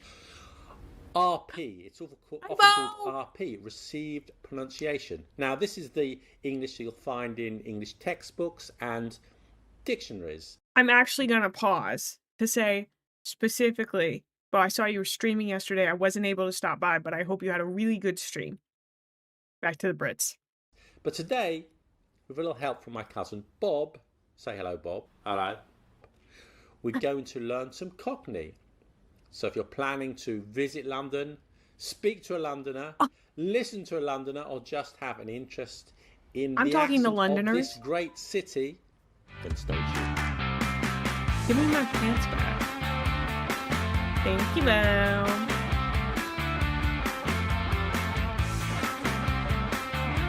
Hello and welcome to Let Them Talk. And today we're going to look at the Cockney accent. Now, try to simplify this lesson and keep it relatively brief with as little linguistic jargon as possible. Show up to London and then put on a perfect Cockney accent, walking around speaking in the Cockney accent, and just have people not lose their shit because it's so good you can't tell that I'm not actually from London. Possible. We're going to look at the accent at 3 levels. And for that... Sorry, I keep pausing this because I thought of a really funny bit where instead of doing those videos where it's like a white guy absolutely blows away Chinese restaurant owner by speaking perfect Mandarin, you know, but it's like white woman stuns absolutely no one by having a perfect Cockney accent. I have, at great expense, invested in a Cockneyometer. Here it is. Every house should have one. You see, Cockney is not just one thing, it's more of a spectrum of an accent. So level 1 is just the pronunciation of words and how they differ from RP. So here are some of the things to look out for. Replacing the T sound with a glottal stop. The glottal stop is a sound made from the throat rather than the T that comes from the front of the mouth. So, for example, water becomes water. Butter becomes Water. butter. In Cockney, we drop the H sound entirely. So head becomes ed. Hat Ed. becomes at. Me hat is on me head. The unvoiced TH sound, that's when you put your tongue between your teeth and blow in such words as thanks, think, Thanks. Thursday. That's replaced by an F. Thanks, think, Thursday. If it's a voiced TH and it comes in the middle of a word, such as brother, weather, Brother. it's pronounced like a V sound. You did call it. Brother, weather. The final L. I've got an at on my head on a Thursday. It's a great day, mate. Isn't it?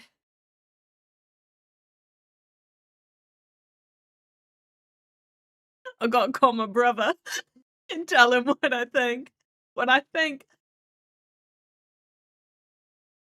It sounds pretty easy to reconstruct with these rules, honestly. I thought that wasn't that bad. Thursday, eh? Oh. What, you gonna come around here on a Thursday and you're not gonna say eh?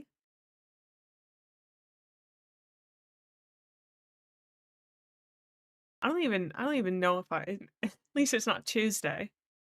Tuesday? It's actually reasonably close. This is my first time trying, so that's pretty good. Becomes a W. My brother's new girlfriend. So here I am. Okay, I know I pause a lot, but I will say one of the things that I have realized is very important about the Southern accent is the way that you hold your mouth. And so like when I'm doing a Southern accent, it feels like I'm holding a cotton ball in the or like a marble in the middle of my mouth, and at no point does my tongue ever touch like the roof of my mouth, right? That's very important. You're using and it's like it's a way I change my mouth, the shape of my mouth. And I feel like if you can get that for other accents, they come a lot easier. Now, my accent's kind of jumbled. It's just general Southern. It's not really like a Mississippi accent or a Louisiana accent or even a Texas accent. But that's because I think to people who aren't Southern, you can't tell the difference. And like to somebody who is Southern, I often can't tell the difference between a Southern, like a Louisiana accent and a Mississippi accent, unless they are like so country it hurts, you know? A lot of times they just sound like Southern. And I feel like Cockney probably has something similar where like it feels like you're holding a mouth a certain way, and that might get my vowels in the right spot. For all accents, I do them by changing how I hold my mouth. My attempt at Southern American accent, which I have had validated as passable, although not actually good, I can only do if I talk out of the side of my mouth like I'm smirking. Well, that's interesting. I don't think I could even do that. That feels like a little bit more of I don't that's very strange, but kind of cool. The glottal stop is global and extremely common, especially in the US. Really? I guess if I don't know, I think with Southern accents, the main thing is the eyes. Like your eyes need to be real intense and like oil, like having hat. I pronounce my H's though. But that's because I speak what I think of as quote unquote proper American English. Uh-oh. Uh-oh. Say uh-oh and you're almost certainly saying glottal stops. Most do the glottal stop instead of enunciating the T. Oh, I say hat. But I pronounce a lot of T's. Because I find it a lot more proper. But I don't know if that's necessarily like I mean like proper is not the best word to use there, but I'm with my cousin Bob, and he's going to speak in Cock English, RP if you like. Now we're going to move the Cockneyometer to level 1. Level 1 Cockney.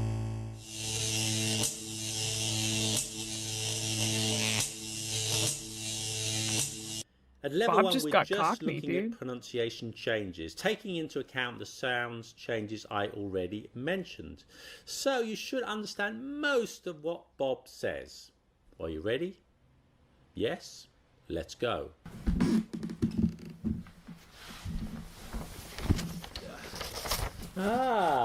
Cousin Bob. Are you ready? Okay. Hello. How are you? All right, mate. It's a beautiful day, isn't it? Beautiful day, isn't it?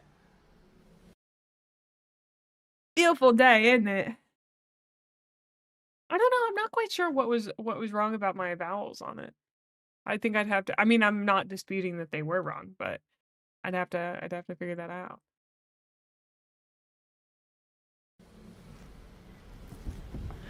Harry Isn't it? Potter brought his new girlfriend to our house to meet my mother. Harry Potter brought his new girlfriend to our house to meet my mother. I'm going. It's so interesting because it sounds like he's having to eat the word house. House. Like he's house. Like it's so involved when he's saying it. House. To meet my mother. Going to have a shower in Liverpool Street Station. I'm going to have a shower in Liverpool Street Station. Liverpool Street Station? Really swallow the words. I'm gonna have a shower in Liverpool Street Station. I'm almost too it's like my mouth is too wet. Like I need a drier mouth to speak Cockney.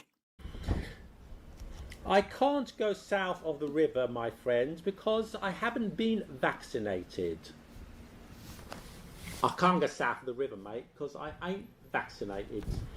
Okay, well that's one of those like actual changes in how like they're gonna say the word ain't, which is very southern, but I'm pretty bad at it. Hi HH, hope you're doing good. I can't go south of a river, mate, because I ain't vaccinated. Vaccinated. Aided. Aided. Aided. Ah, ah. That's so hard. Vaccinated. You really are eating the words. Like you are stuffing them in your mouth and having to roll them around in there. Thanks for the butter, but now I feel ill. I hope I'll be better by Thursday. Thanks for the butter, but now I feel ill. I hope I'll be better by Thursday. Thanks for the butter, but now I feel ill. I hope I'll be better by Thursday. Do you feel like I need a couple of pints?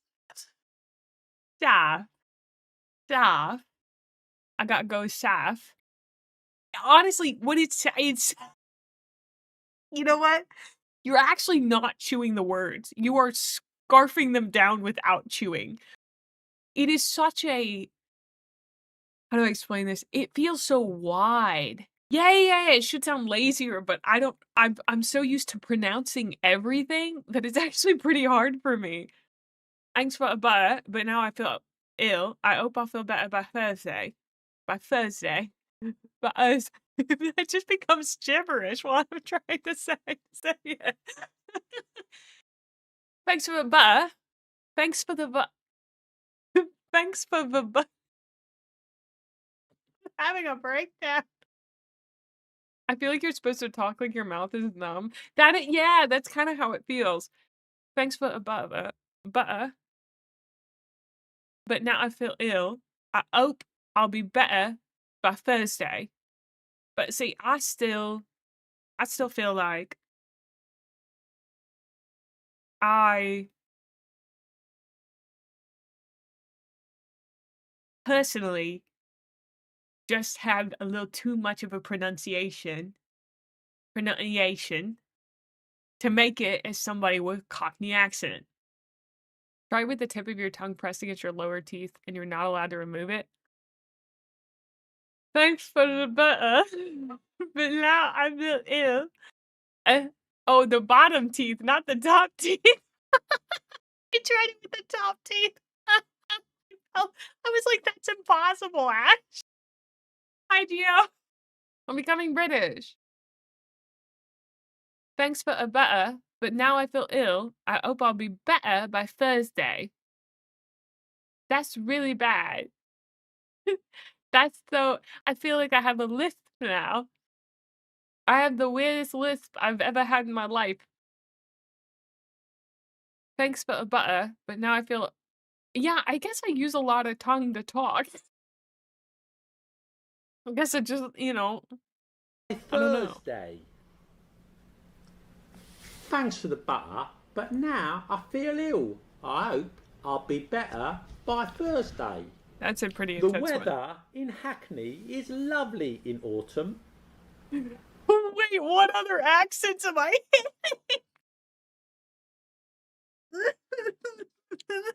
Mae's going on a round trip around the world while trying to speak Cockney. Mae manages to speak every accent except for Cockney while attempting to speak Cockney. The weather in Hackney is lovely in autumn. Okay, did you get that? I do love the word Interesting. Just a few sound changes from standard British English and you've got it. But I'm warning you, it gets more difficult because now we're going to move the dial on the Cockneyometer up to level 2. Oh no, this is worse.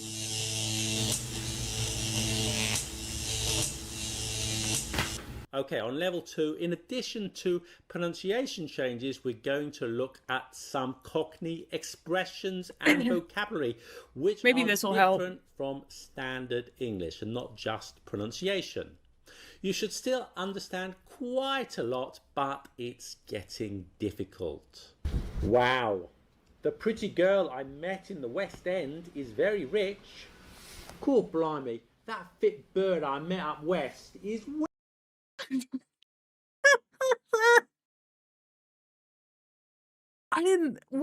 There's a show where the bit is a guy calling women birds. Do you guys know what I'm talking about? Or is it a movie? Hi, Flan! Welcome on Amy, in! you're getting ready to be normal. If he gets into rhyming slang, it's a genuine real-life thieves' cant. Oh, great. Hi! Also, hello, Raiders! My name is Gremlin Mae.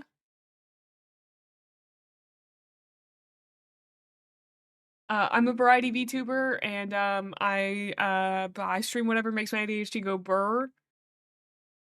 Right now I'm learning how to speak in a Cockney accent, and it's going, I think pretty funny.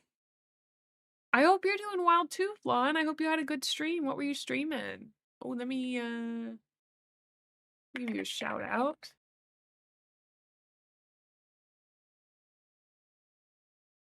Yeah, we're doing good. You were fishing? You were fishing in Final Fantasy 14? Yeah, yeah.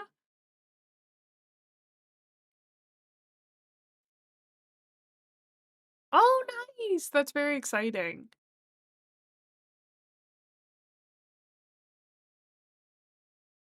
Oh, Rogue, you're in jail. What are you doing in jail? A lot in Hustle. No, I feel like there was an American show where someone tried or calls women birds and the other person doesn't get it. But he tried for the Apabinia, but that one didn't happen. Aw, you'll get him next time. Cool, blimey. That fit bird I met up in West is well minted. This is me trying things that are scary to me because I'm very afraid of embarrassing myself. I'll be so for real with you. well minted. Scared of sounding dumb.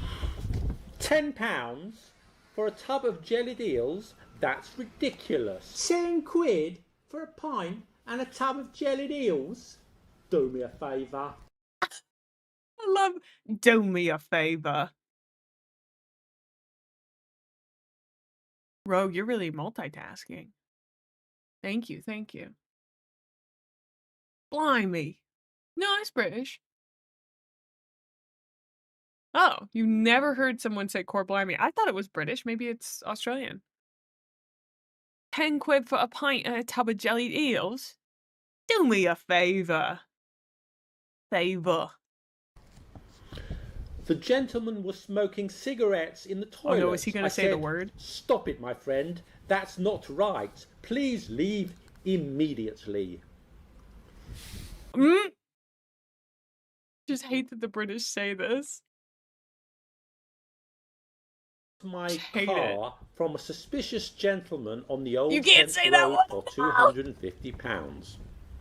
I bought me motor from this dodgy geezer on the old Kent Road for half a monkey. What are you doing? Are you flirting with my girlfriend? What's your game? What's your game, sunshine? Were you chatting with me, Mrs.? Mrs.? There's some words that I really, like, I guess are kind of soundwormy in my head. You know? Like, autumn.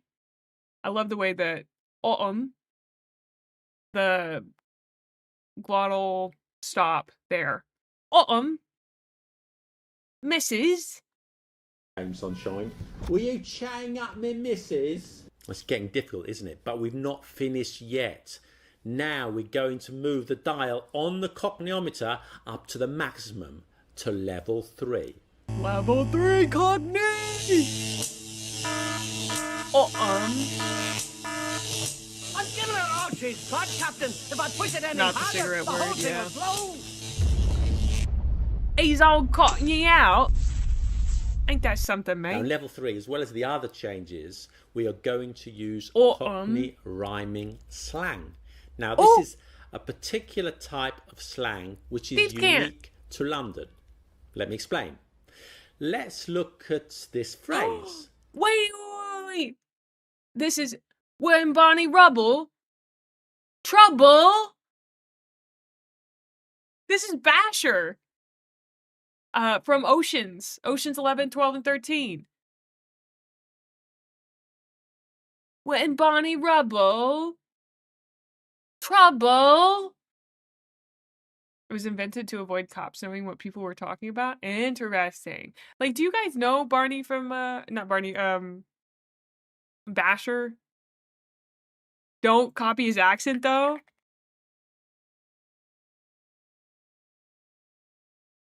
That's recruiting him. The pinch. That's when he has his American accent. I don't know, I might get copyright struck from watching even a bit of this, so. Gosh, I love those movies. I like his phrases are what stick out to me. Lemon and lime. Lemon and lime. It means time. Huh? Why does it mean time? Simply because the second word in the phrase rhymes with time. Lime, time. Lime, time. Lemons and limes have nothing to do with time. It's all about the rhyme. So in a phrase, you substitute the word time with lemon and lime. So what's the time becomes what's the lemon and lime. You got it? But sometimes that's not obscure enough. So just say the first word of the pair. What's the lemon? Oi, what's the lemon? Well, it's 9:30. You get it? Okay, another example. Can I use your dog and bone to call me missus? Dog and bone? Dog and bone? What do you think that means? Phone, of course. Dog and bone, phone. Bone rhymes with phone. Can we drop the first word of the pair? Yes, we can. My battery is dead. Can I use your dog to call the missus? Sometimes we can just use the first word of the pair, and sometimes... Okay, so like if a cop heard you saying something like that, how could they not be like, this person is up to an incredible amount of criminal activity right now due to the fact that they just asked to use a dog? Congrats on the 3-stream streak, Geo. Sometimes we need to use both. For example, he's brown bread means he's dead, but you can't say he's brown. Why? I don't know, but it's like that. Sometimes you have to use both. So, my battery is brown bread. Can I use your dog to call the missus? You get it? When you have several rhymes in a sentence, it becomes really difficult to understand. And why is it so difficult? Because that's how it's supposed to be. It does feel like sometimes they are just we fucking with didn't us. want the police or any other outsiders prying into our business. It's like how you can just tell a kid that let's look at some more anything, examples you know? with Bob. But this time you might need to read the subtitles for an explanation. That's a bit of luck. I found a £5 note on the road. That's a bit of fry chuck. I found... That's a bit of fried puck. I found Lady Godiva on the frog. a Lady Godiva on the frog. A thief stole my hat from my car. Some tea leaf half-inch me tit for tat from me jam jar. Some tea leaf. I finched my tit for tat from my jam jar. Thanks for the alert, Keo. I'm tired. I'm going to bed. I'm cream crackered. I'm going to Uncle Ted. Really? You paid £25 for 2 beers? Are you joking? What? You paid a pony for 2 Britneys? You having a Turkish? That can't be real. You paid a pony for 2 Britneys? Are you having a Turkish?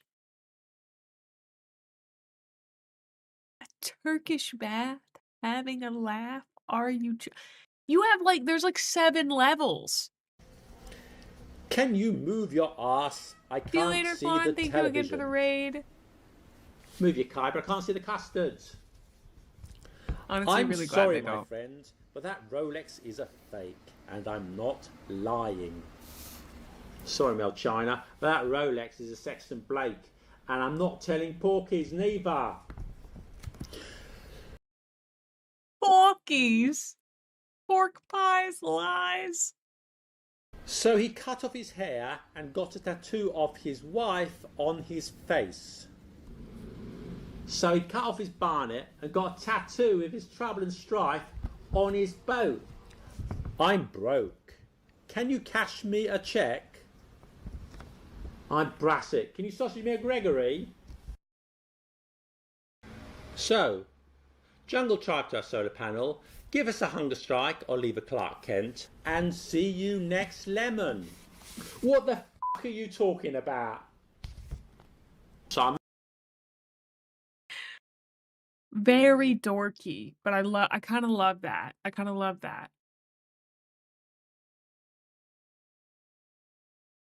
Ooh, I want to hear the Manchester. Manchester accent. But let's do that after break. I'm going to go to the bathroom real quick and I'll be right back, okay? Because I think we do have ads coming up in just a few seconds, maybe? So. Snatch? What is Snatch?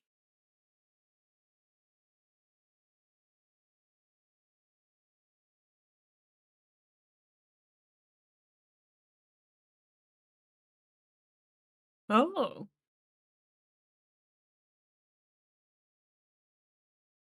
A lot of accents.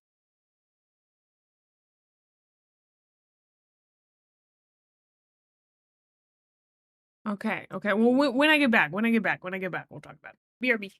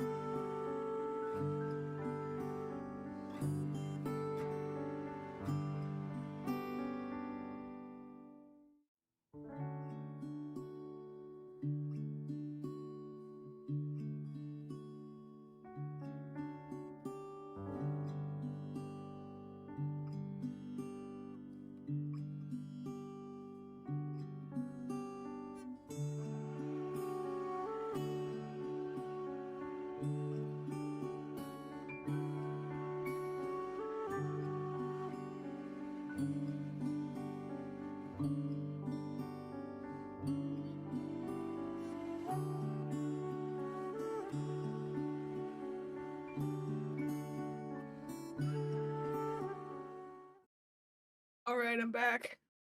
Oh, I don't know why I went here. Hold on 1 second.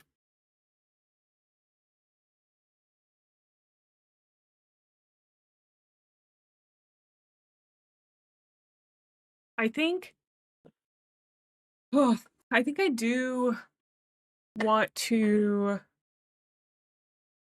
play a game today because as much as I'm enjoying this, it's making me very tired.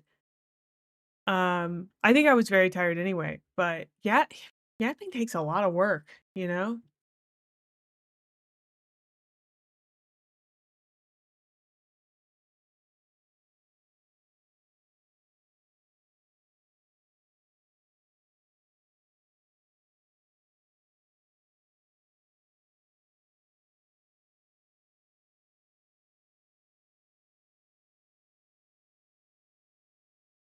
What do you mean your accent's inadequate?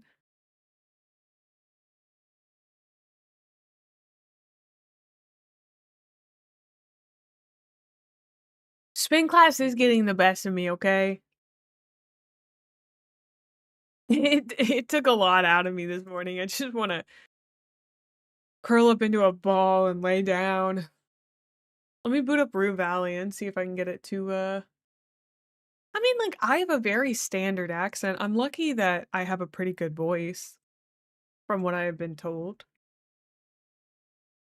You goobers keep showing up to listen to me yap, so I assume it's not the worst. I do want it windowed and I'd like a 1920 1080 save. Thank you. This game looks so stylized.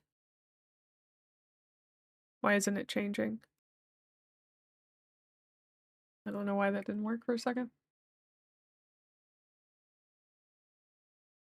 There's also weirdly no sound coming from the game.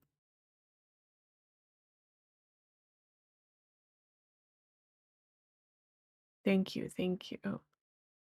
I think I'm starting to think it's pretty good too. You guys are giving me a big head.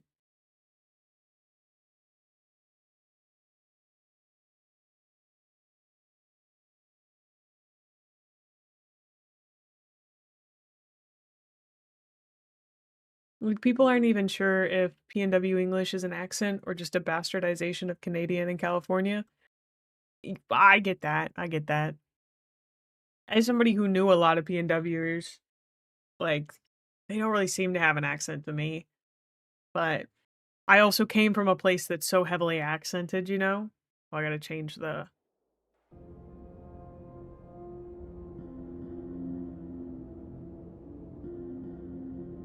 Okay.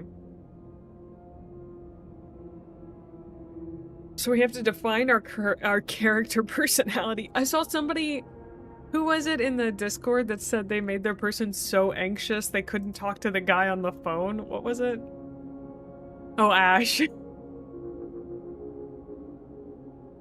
You made him too introverted to talk to the receptionist. Yeah. Okay, so resolute, ambiverted, mindful. I think I'm pretty dramatic. You're not that sensitive, but you're not afraid of embracing emotions. As a somewhat sensitive person, you easily empathize with others and you're prone to surrender to your own emotions. Being a quite sensitive person, you see life as a struggle, especially when they tell you to just chill. As a highly sensitive person, you recognize life for what it is, a constant roller coaster of joy and suffering, and your experience mostly suffering. If I told you you're hypersensitive, you'd surely burst into tears, and for good reason. It's the most horrible curse, and there's no one to blame for it but yourself.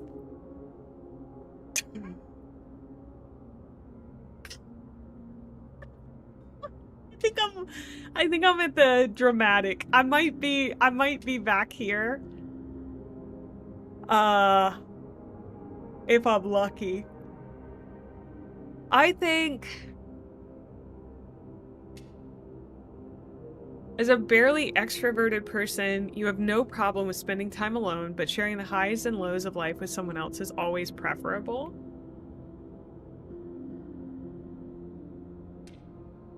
Ah, I am definitely dramatic. Hi, Steema, good to see you. 37 streams! That's crazy, dude. Thank you. I'd say... As somewhat extroverted, you often actively seek ways to prolong conversation more than is strictly necessary. Yes, you're quite extroverted, but not to the extent that leaves people nonplussed. Isn't nonplussed similar to chuffed, or is nonplussed... Plus, it's more of a +3 to be precise, but I think I am probably this first step on ambiverted. So, impulsive, you are neither calculate... We're going full impulsive. I think I am both reckless and impatient. Unhappy? What? Why do you say that? What? Oh, nonplussed is like impressed? Chuffed can either be happy or angry. Define nonplussed.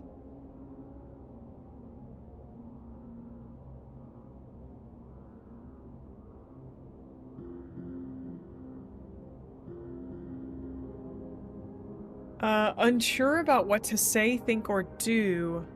Perplexed. Chiefly in the US, it is not bothered, surprised, or impressed by something. Indifferent. Not impressed. Okay, sorry, I only sort of read that. Okay, so I'm highly impulsive, somewhat emotional, and slightly extroverted. I think, is that supposed to be extroverted or is it extroverted? Yeah, why did they spell that wrong? Is that on purpose?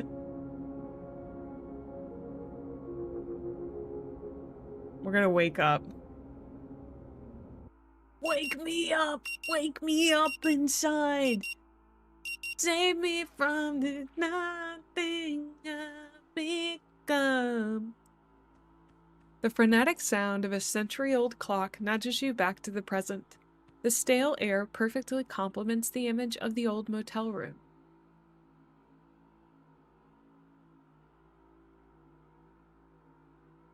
Is it a point-and-click game? Is it a... Status effect. Total lack of motivation. It's not that you don't want to do all sorts of things. It's more like you lack the capacity to even initiate most of them.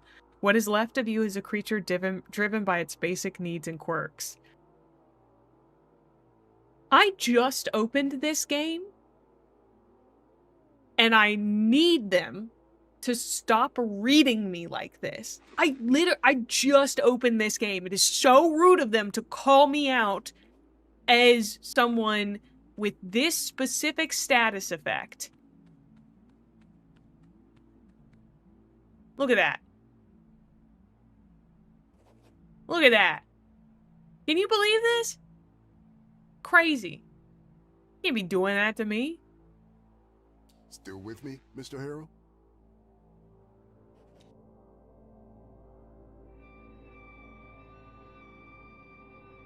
Your personality traits determine your dialogue options. Some options will only be available if you have a certain trait, while others might be blocked by that same trait. Remember, traits are neither good nor bad. They are a crucial part of role-playing a character with a real personality. I understand. I would say, I sort of spaced out. What was that again? He smiles.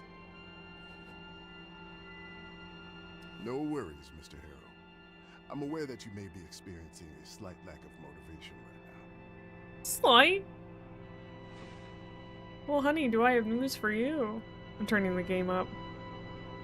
I might turn the, I'm gonna turn the music down just a little bit. Just so I can hear everything better.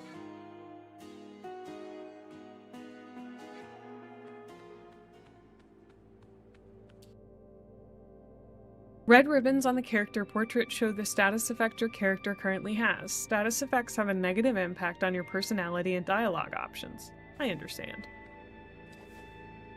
You'd rather stay in bed all day instead of attending this farce they call therapy in the middle of nowhere. And we'll surely be coming back to this condition of yours later during our sessions. Wait, I didn't read the slight lack of motivation, more like total lack of motivation. I made that joke without even realizing.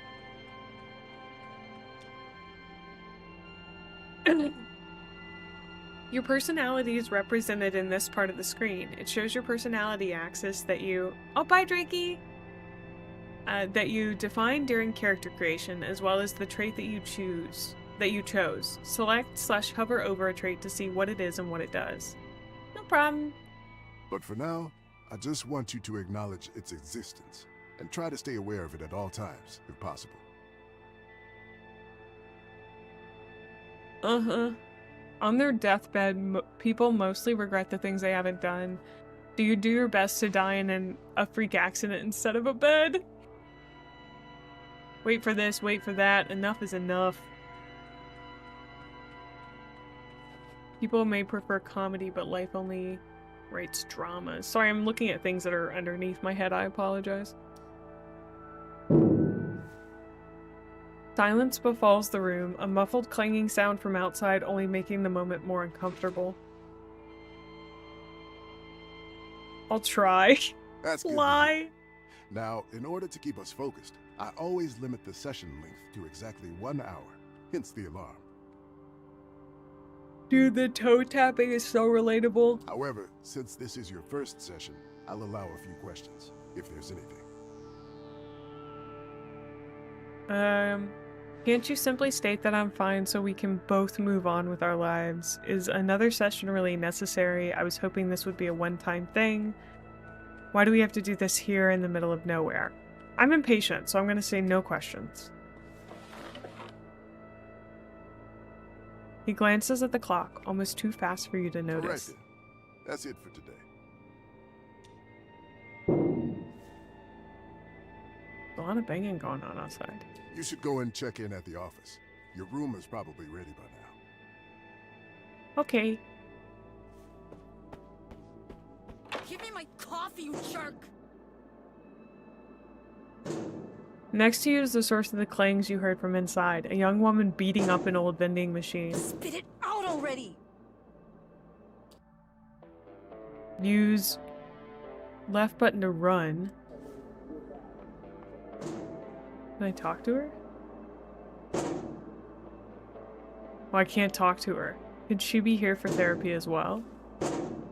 Who knows, but unlike you, she definitely looks like she needs it. Poor woman, she should consult with a real professional, not a charlatan like Dr. Finnick. Oh, I love games like this. I haven't played Disco Elysium, but I do tend to... The idea of these games is at least very fun. Nobody needs to be sent away from their home to this dump, regardless of their mental state. And yet, what is to be done with lunatics like her? Let them rage around freely, yelling and kicking vending machines wherever they go? Well, if they're breaking the law, they should be sent to prison, obviously. There must be a better way to help a distressed person. Perhaps you could speak with her, see if you could help somehow? That'd be so cool, but that's just too much. Or is that too much to ask right now? Come on, you thief! Yeah. I think it is all voice acted. It's one of those that I would like to play on stream one day. I think the dude said go to the office.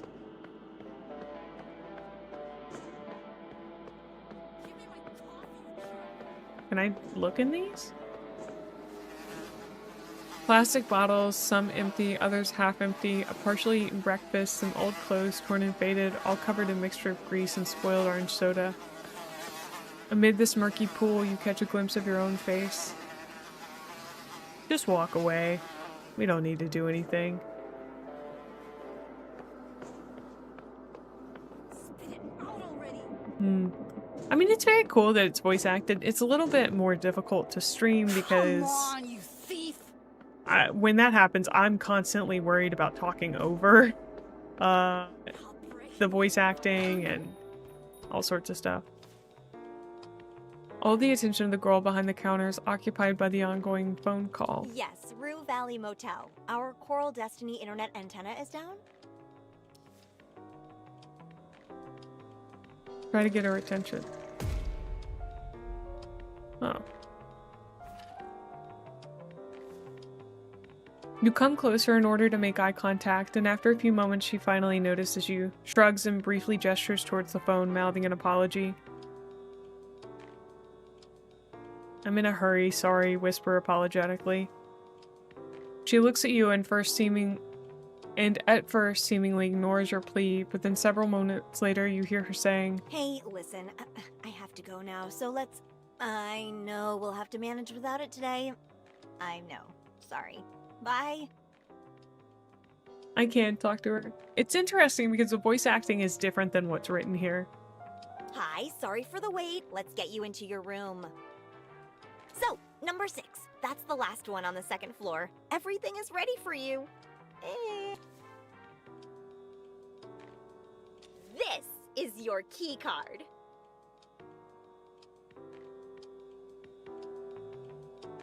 I wouldn't try and take it out of her hand. I would nod and wait for her to put it on the counter. Oh, I see you're confused by this. You were expecting an old-fashioned key, weren't you? Okay. She's excitedly waving the card around her head. Well, we decided to modernize for a number of reasons. That's great. May I? She nods in response, but then continues as if you haven't said anything. Actually, one reason, to be perfectly honest, the guests just kept on losing their keys. It was exhausting, and my dad didn't like the cost of replacing so many locks. I think I'm gonna go with impatient. Could we finish the check-in now, please? Of course, of course. I'm actually pretty patient in real life with customer service people, but... She takes a deep breath, only to continue talking. So, yes, we decided to use electronic key cards. I'm gonna go with dramatic. But now, when a guest loses their key, we only need to replace a piece of programmable plastic. Please, I think I'm dying. You mean it. Your body hurts, your tormented soul screams for rest. But your fate is in her cruel hands. Now, as is the key card to your room. Should I call an ambulance? It might be some time, though, until they arrive. I just need to get into my room. Oh, all right. The disappointment of being cut short is plain on her face. She hands over the keycard and puts some kind of document on the counter. Items you pick up are stored here. While not in dialogue, you can click on them to interact with them. Also, some items will show more information on their icon. For example, Wi-Fi availability or battery level on your phone. Okay. I'll just need your signature. The thing is, in real life, I'm here if you need anything. Enjoy your stay. I would be very impatient with this whole interaction if she just decided to tell me her whole life story with the keycards. But I would silently sit there and listen very carefully, and then I would be wanting to explode. But I'm not too nice, but I think I'm a little too polite to be like, I need to go now.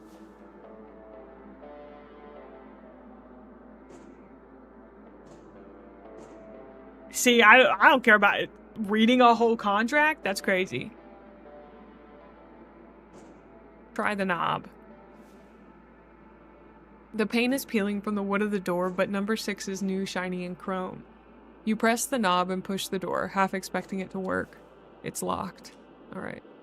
Unlock the door with your key card. A tiny green dot of light shows up near the knob. The door is unlocked. Let's check out the bathroom first. It's not bad. There's so many dark patches that this can barely be called a mirror. A small cup is on the shelf. The mirror splotches make interesting patterns on your face. They conceal a dark circle here, a mole there, a patch of wrinkles. I know that face too well. No need to discern every little detail. Truth be told, you prefer not to look at it. We'll leave. Oh. Oh, that's nice. Thank you, Ash. When did we fish in this? It could be any time. Who knows? I think we should unpack. Hundreds of strangers have slept in this bed, leaving behind flakes of dead skin. Still, you can't wait to jump into the sheets and contribute to the collection. Unfortunately, between you and the object of your desire on the folded sheets lies a dusty suitcase, your suitcase. The smallest one you own. I can't deal with this right now, I'm gonna put it away. Yeah, it's such a chore, but the more you prolong it, the worse it will get. If you don't unpack now, it'll feel even harder and more pointless to do it later. Yeah? What's the problem with that? Step by step, a small act of unpacking will become an insurmountable burden, and even thinking about it will make you feel weak and powerless. Yeah? So what? That's just how tasks feel, okay? You don't do the task, and then it becomes this giant looming thing, and then eventually you do it, and it's not as bad as you thought it was gonna be, but it's still way worse than it should have been, but that's just how brains work, alright? Everybody deals with this, am I right? Do you really want to crawl back into that deep black pit? Can't be bothered with this right now. I gotta go to sleep. Huh. Well, living out of your suitcase is the surest way to feel transient. This way you can at least continue telling yourself that the therapy will be over soon. And now that the suitcase has been dealt with, this motel room is officially your home. More like a prison. Well, now you could describe it that way too.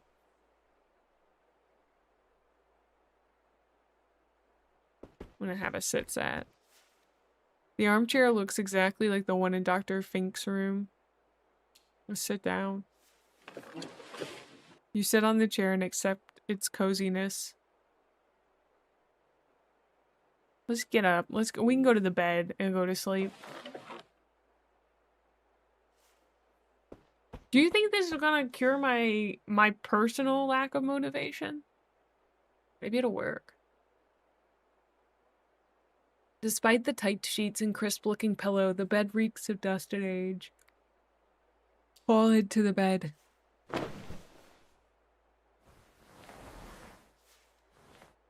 You fall onto the bed with all your weight. It croaks and squirms, and a cloud of dust and skin particles rises up.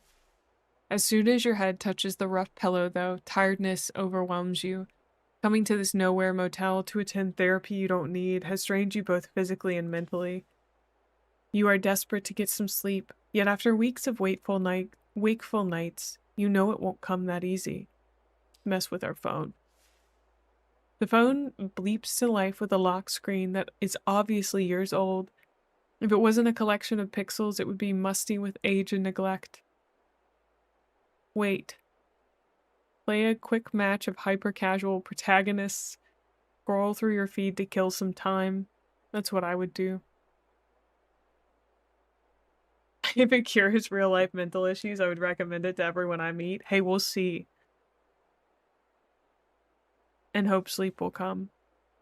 You start scrolling through stale memes, boring news articles, beach photos of ex-acquaintances, and poorly targeted sponsored posts.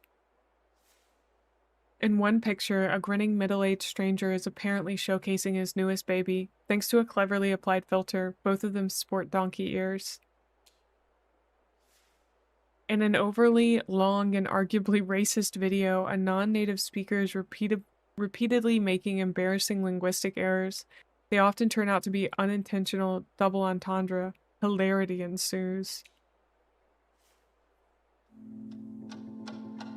Oh no, where's the time gone? Me on Instagram watching videos about fashion and cooking. I didn't sleep at all?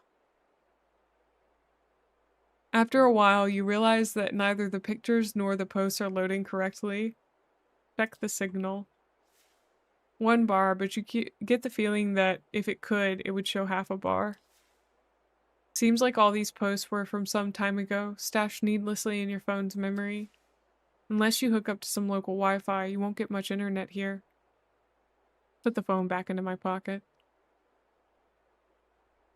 Wow, I cannot just try to go to sleep. That's crazy. I guess I'll play a quick match of hyper casual protagonists and hope sleep will come. The first wave, that's so loud.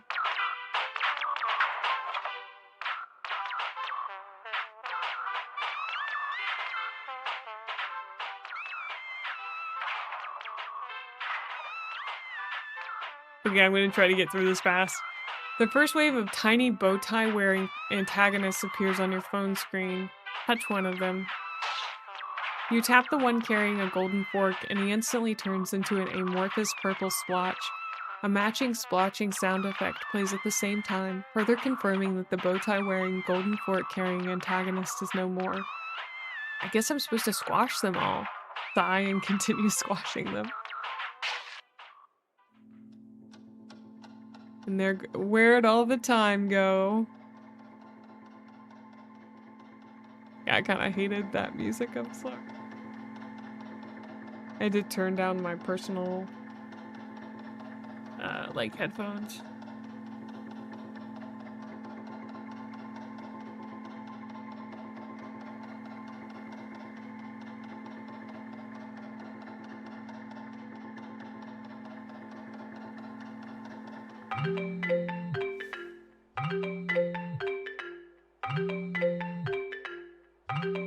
I guess just answer it? Hello, sir. Am I speaking with Eugene Harrow?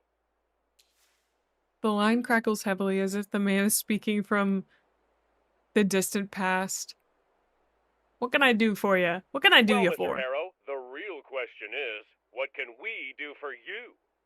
My name is Percy Rugger, and I'm a senior sales executive at Ulterior Paralegal Exploits Consultancy. We'd like to offer our help regarding your case. Ulterior Paralegal Exploits Consultancy? Ulterior, Mr. Harrow, with an umlaut. And please don't let the name fool you. We are the most respectable yet cutting-edge agency, which means we work on the edge of, but still inside, the established legal framework. In fact, we are the leader in our field. Now, if my information is correct, you have recently been unjustly forced to participate in treatment which, in our opinion, may have consequences not aligned with your best interests. Are you referring to my psychotherapy here in Rue Valley, or thank you, but I'm not interested in your services at the moment? I'm curious, so I'm gonna go with are you referring to my psychotherapy? Mr. Harrow, let me be frank with you. I have no idea where this true valley of yours is, but we will work together to put an end to this undue response to your, well, unique situation. I mean, we have only known each other for a couple of minutes, and I can already see what a strong-willed individual you are. You know what you want, and nothing will stop you from getting it. I don't know, man. I just like to feel like, I just like to feel something. I don't know if that's like a lot to ask. Like, I'm just like, it's like I want to do stuff, but like I can't get myself to do stuff, you know? It's like no matter how hard I try and no matter how hard I feel like I want it, I can't actually push myself to do the thing. And it makes me feel like there's something fundamentally wrong with me as a person. And maybe there is, and maybe there isn't. Maybe society just has this like productivity engine that it's placed upon me as an requirement for my existence that I have to make and make and make and make. And even enjoying things feels like a labor that must be performed in order to fit in the world. And I don't know, maybe I just want to be like a girl who raises dogs on a farm and I make hot cocoa in the winter and in the summer I make mint juleps and sit on the porch and drink them with a boy who plays guitar. But like I don't actually know if that's what I want because sometimes I want to be like a femme fatale in a spy movie and I want to go and do incredible things and try really hard to get stuff done. I want to be fabulous and amazing and incredible, and I want to feel things so big. And I'm sorry, what were we talking about again?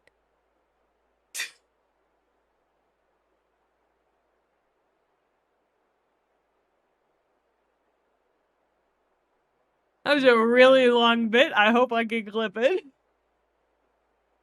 So I presume you're ready for the next step in our cooperation? I'd like to, I mean, I feel like even if, okay, I will be so thorough with you guys. About 5 or 6 years ago, I got admitted to intensive outpatient therapy, which is also known as IOP. I was at a very similar point to this in my life, to this guy, I assume, where I had a total lack of motivation, but more importantly, I just felt like life didn't matter. I was not, I wasn't thinking about unaliving myself at all. That was not the reason I went there. It was more just like I had a bit of a breakdown and needed some intense therapy. And the whole time the therapist was like, I'm pretty sure that your issue is existential and not a therapy issue. It does seem like you have some therapy issues to work out, so you should go to therapy. But like your immediate issue is more philosophical than it is psychological. It seems like you're just dealing with a lot of nihilism. And I was like, yeah, I am dealing with a lot of nihilism. But anyway, even in the depths of that, I understood that like therapy was good for me because it was important to talk to people, even if it was in an IOP setting. And so like I personally feel like instead of fighting this thing, I would go with thank you, but I'm not interested. But I feel like the better movie plot, like the plot of the character in the show that I don't relate to all that well, would choose the alright thing. But I think I'm gonna go with I'm not interested, although I assume they might railroad me in some way. Of course, of course. I'll assume you have nothing against my calling again later just to make sure you haven't changed your mind. I'll write that down here. Bold assumption. Eugene, Mr. Harrow, it was a pleasure. Talk to you soon. Tschüss. Before you have a chance to say anything, the phone line is already dead. Ugh, but at least you know you're not the only one who realizes the absurdity of this mandated psychotherapy. Okay, since they're gonna make me play this game again, I'm gonna turn the sound off because I don't want to have to deal with this.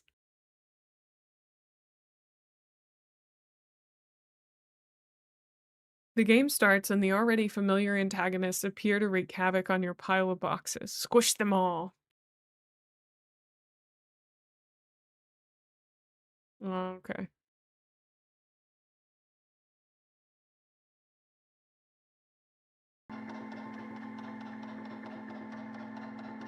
I have a feeling I'm not gonna sleep.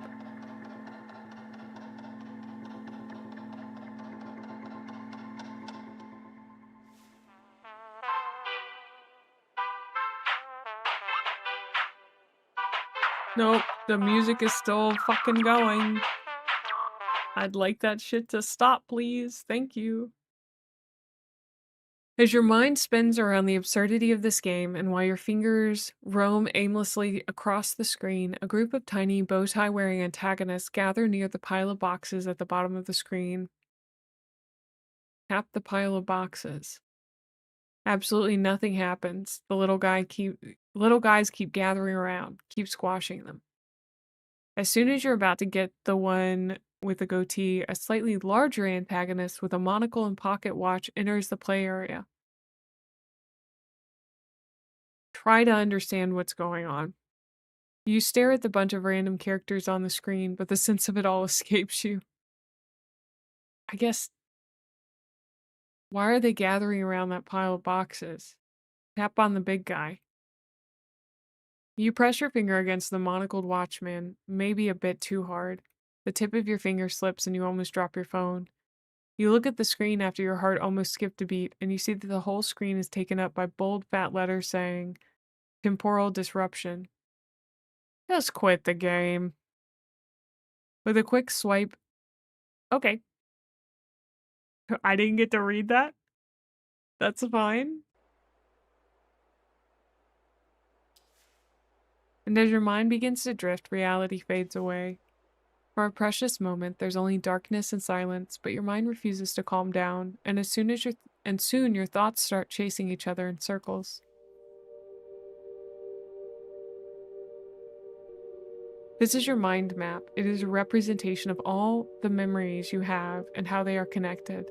When a new memory is available, you can recall it by clicking on it to activate it. Once the memory is activated, it can open dialogue choices in relation to that memory.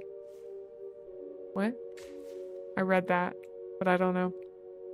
From the blur of half-formed memories and impressions, an image of the receptionist emerges. You're desperately trying to catch her attention, but she's completely engrossed in the ongoing phone call. "I'm in a hurry, sorry," whispers apologetically. You play their games, you do it their way, you are polite, but this is really just a facade to hide what you really feel about them. You're a fake.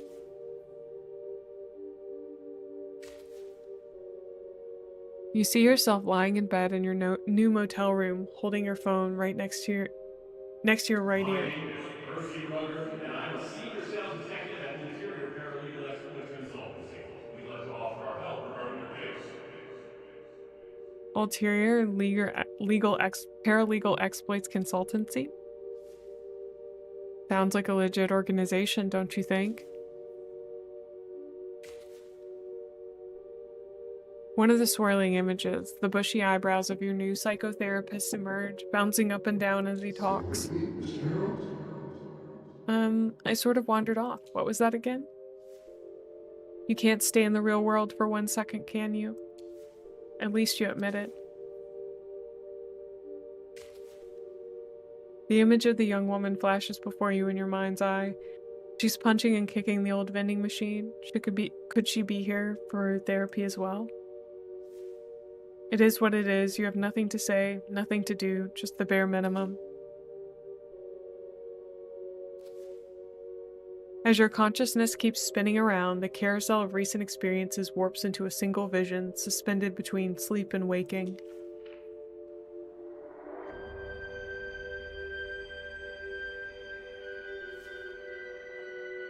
You find yourself staring at the smallest suitcase you own, perched on rumpled motel sheets. Everything is packed: clothes, phone charger, toothbrush, and a couple of other items. I'm ready to go home.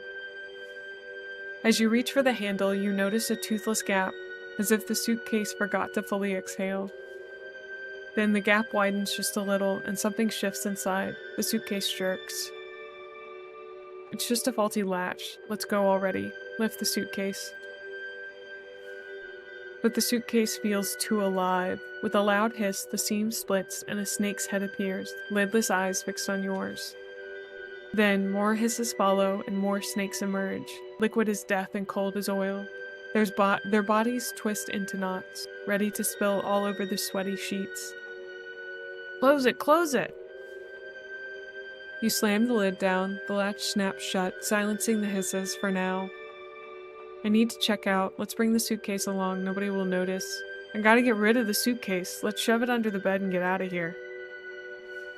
Out of sight, out of mind. As you descend the stairs, midday heat pricks your neck with sweat, and you think of everything you left inside the suitcase. It's just clothes, phone charger, toothbrush, and a couple of other items. You enter the reception area. No one's here, and even the AC is turned off. The air is hostile and heavy. I can't wait here, it's too hot. On a desk, a stack of pristine checkout forms sit beside a pen. Perhaps you can just do it yourself? Yeah, let's get this over with. Fill out the forms. Name, date of birth, length of stay, but a single mischievous drop of ink escapes the pen and begins swelling into a blot, a puddle, a pond, spreading across your form as sweat spreads across your shirt. I need to write faster. But the ink is faster yet, and soon it consumes everything you have written. Switch another form and start over. Match another form. You slap the new form over the old one. The blot seeps upward, your sweat drips downward. The paper becomes a battleground of stains, your tongue feels swollen, your throat dry. It's no use, just keep writing. You write all the words in black, on a completely black paper, and sign it in black. Not your fault, after all. You did what you could, now it's time to leave and find something to drink. Get out already. The parking lot shimmers in the heat, asphalt soft underfoot. Across it, the vending machine glows like a mirage, its glass fogged with condensation. Insert coin, press the button. The machine hums, light flickering, but no bottle comes out. Let's insert coin, push the button. You drop another coin, clink, press, Still nothing. Third time's a charm, baby. Insert coin, press the button. The world narrows to the clink of metal, the press of your finger, the machine's empty whir. Maybe this time it'll work. This time it'll definitely work. We're due.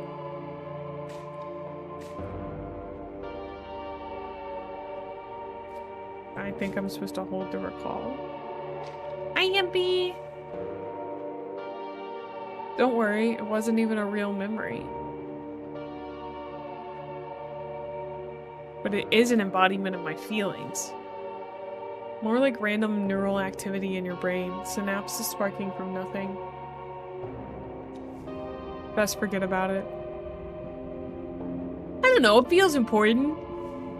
Could be, but are you strong enough to remember it? Brave enough to confront it? Not yet. We just, you know, sometimes we just gotta pack it up. Sometimes we just gotta admit we don't got it in us. We don't got that dog in us. The sound of a car engine and screeching tires urges you to open your eyes, bringing you back to miserable reality once again.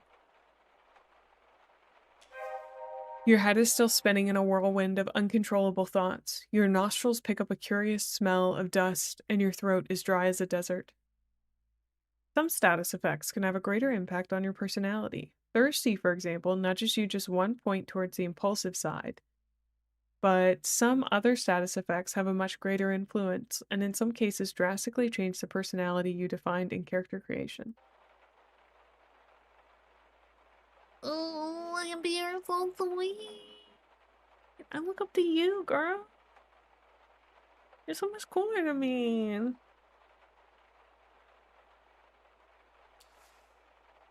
I was foolish to hope you'd fall asleep. It was foolish to hope you'd fall asleep. Get up and find some water. Is this water potable?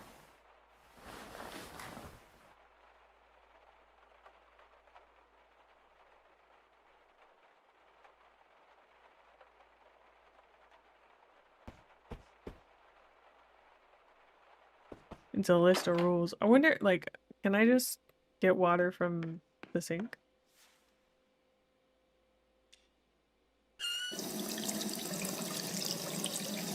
As soon as you turn on the tap, a horrible smell fills your nostrils. It's like there's a plumbing issue in hell and all that block sewage is feeding directly into this faucet.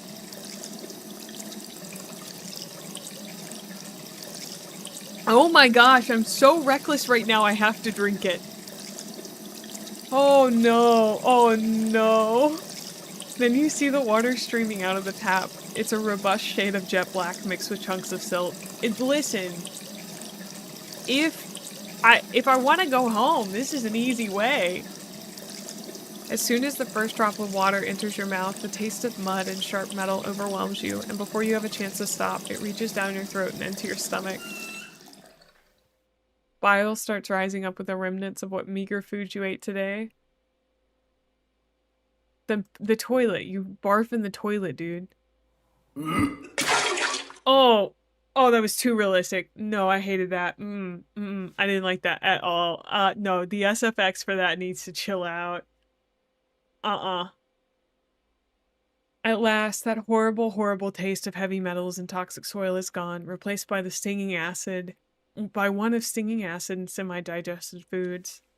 But instead of quenching your thirst, you expelled what little liquid you had inside your stomach, making you even weaker and more dehydrated. There has to be some source of drinkable water in the motel. An optimistic assumption.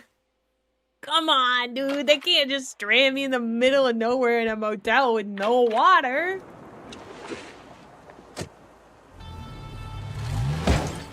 God damn it! You hear the man yell from inside his vehicle. Even through the tinted windshield, you can feel his frustration. Come on, start, you piece of shit!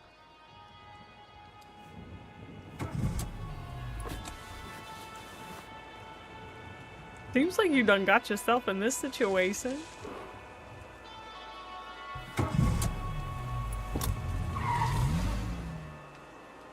He seems to be in a hurry. That's the kind of snarky shit I'd say. Judging by the careless driving you just witnessed, the man is either under the influence or another patient of Dr. Fink's. In a hurry to break his neck, perhaps? Come to think of it, could it be that's exactly what he's trying to do? I'd rather not think about that right now. Let's find something to drink. Take me down the stairs. Also, my very, very tiredness is setting in, so we may only play this up to the 3-hour mark, which is 5 p.m. my time, and then we will end with like half an hour of marbles. Oh my gosh! You jump as if someone jabbed you in the stomach. For a split second, the whole world was exploding.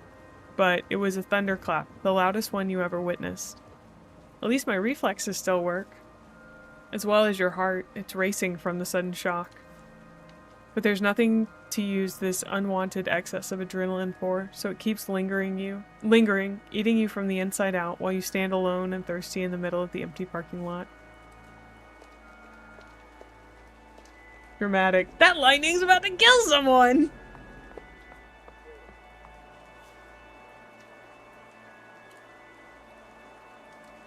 Reckless. Press the comically large red button right now. You just have to.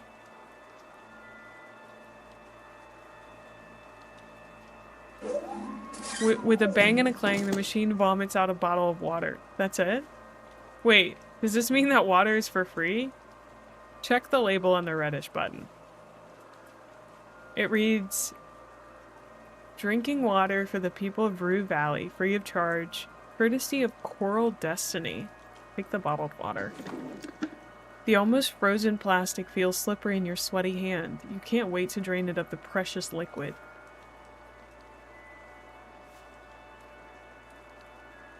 Yeah, no, we're gonna gulp down the whole bottle. I didn't know that being reckless would be so crazy, dude. The almost freezing liquid streams down your throat, some of it spilling down your chin. In a gulp or two, your thirst is quenched, and the bottle is but an empty plastic husk.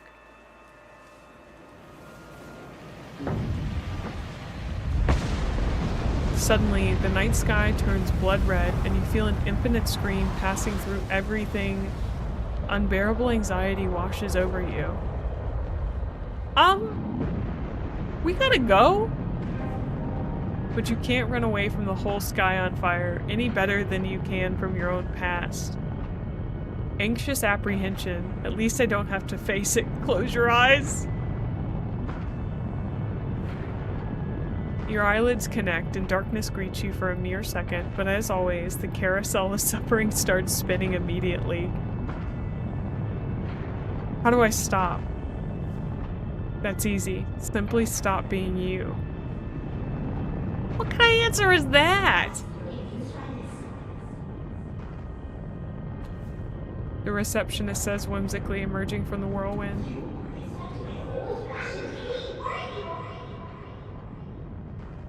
No, I was expecting an answer. But the receptionist disappears, and instead the fiery sky begins burning its way through the darkness, cutting several straight, narrow slits in your closed eyelids. I'd like this to stop. Well then, keep craving, keep clinging, keep suffering. I have no choice. Red sky is seeping through the cuts in your eyelids, forming a number.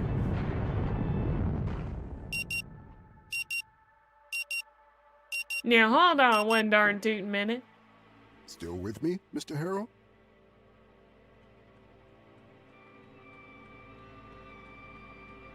Stop the carousel and focus on something else. Surely there's something pleasant to think of instead of this bushy-eyebrowed psychotherapist and his court-mandated therapy. Think of something soothing. But Dr. Fink only seems to become more and more real. Mr. Harrow, can you hear me? Yes, sorry. It's all right. Pauses for a moment. I'm aware that you may be experiencing a slight lack of motivation right now, and will surely be coming back to this condition of yours. Lack of motivation? That's the least of your worries, while your mind is filled with crushing, overwhelming sense of impending... Wait, did you hear that?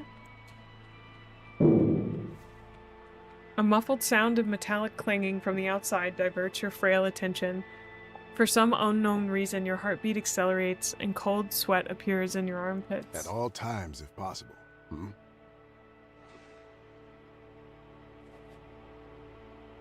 Ty, what is that? The doctor finishes, apparently expecting some sort of answer from you. I'm terribly sorry. My mind wandered off. Could you repeat that, please? He smiles. No worries, Mr. Harrow. You seem to have had enough talk for today anyway. He stops and gives you a concerned look. Mr. Harrow, you're shaking. Are you feeling unwell? Quite. Well, you endured the whole session stoically so far, but this one moment of anxiety, it could completely ruin your chances of being sent back home anytime soon. Try and act like the stable, well-adjusted person that you are.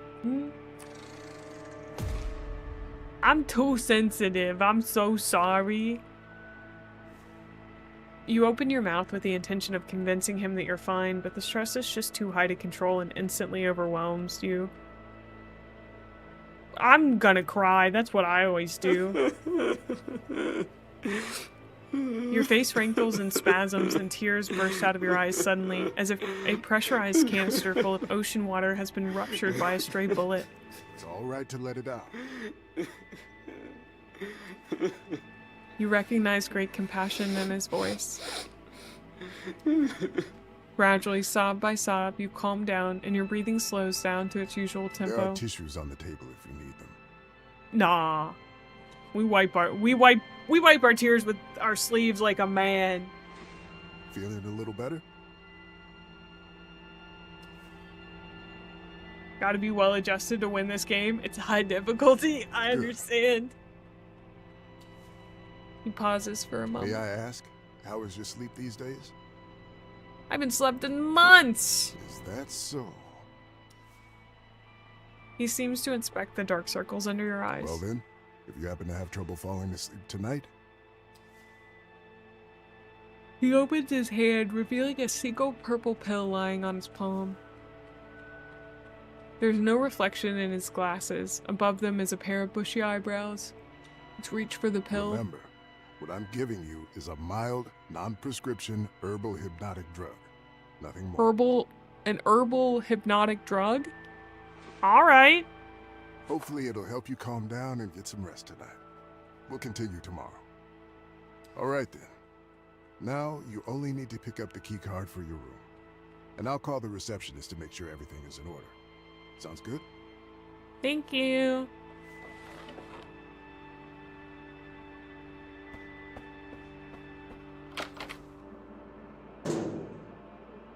Okay.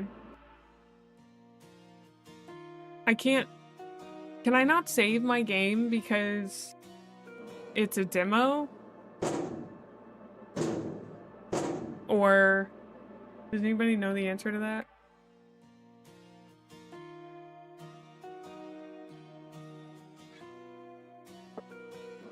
That makes sense.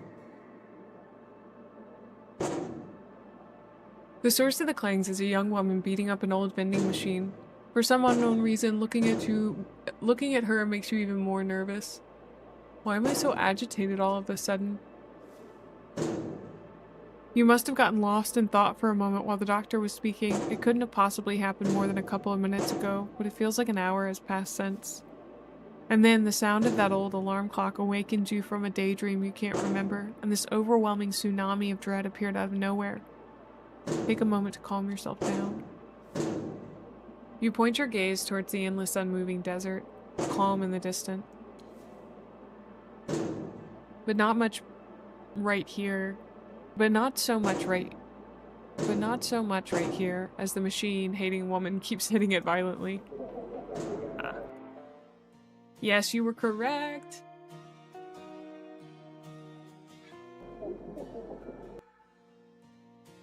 Okay. Return to main menu. This game is so stylized. I really like it. Really like it. It's very fun. But I think we're gonna pick back up tomorrow. I'm so tired. I do want to play a few marbles though. We're gonna have ads in just a minute, but I think most of the folks who are gonna want to play marbles are subbed. I think most of the folks here are subbed.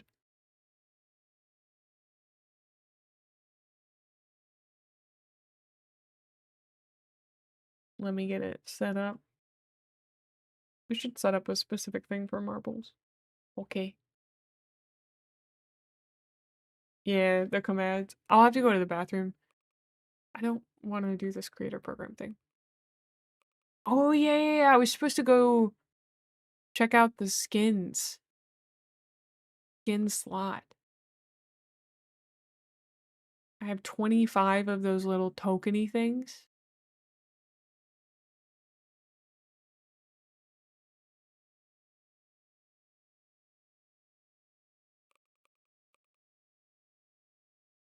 Would I be able to... That one's wild. I am. I was listening to British accents earlier. I tried to do a Cockney accent for quite a while. That was a... Can't believe you missed that. It was crazy.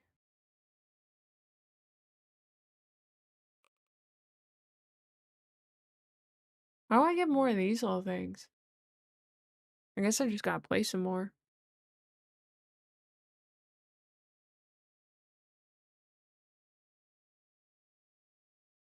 Let's do buckshot.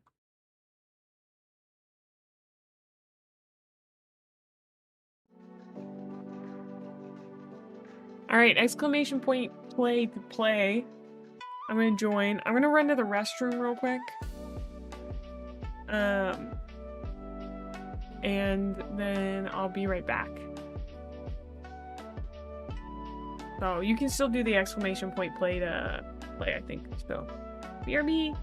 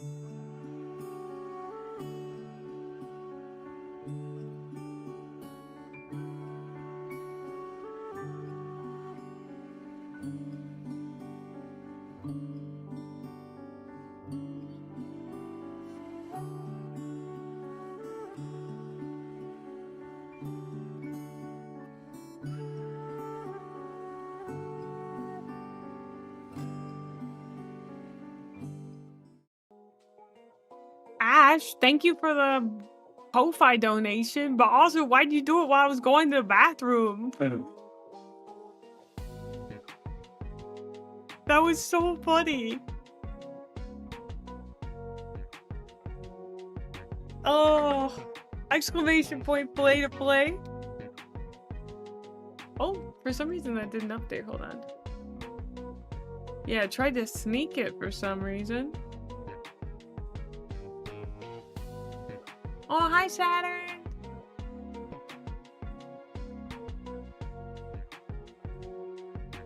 It's been a nice day just chatting. I think we're gonna get started on this one. It's been very chill. But the thing is, like, I love my spin class, but like, One of the reasons I haven't been going is because it makes me so freaking tired, dude. That like I can barely do my job here. Alright. Kai is off to the races, dude. You gotta chill out. Yup.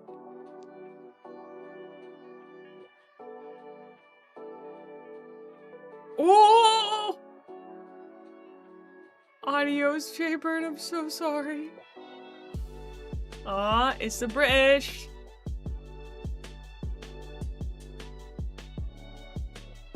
This seems like this course is a lot more dangerous than I thought it was.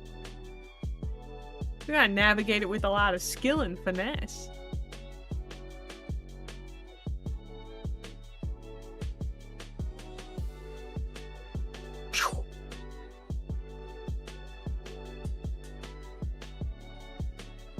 Oh! Ty, you were the closest. Nailed it, for sure. Should I find some, like, Twitch safe, like, EDM or something?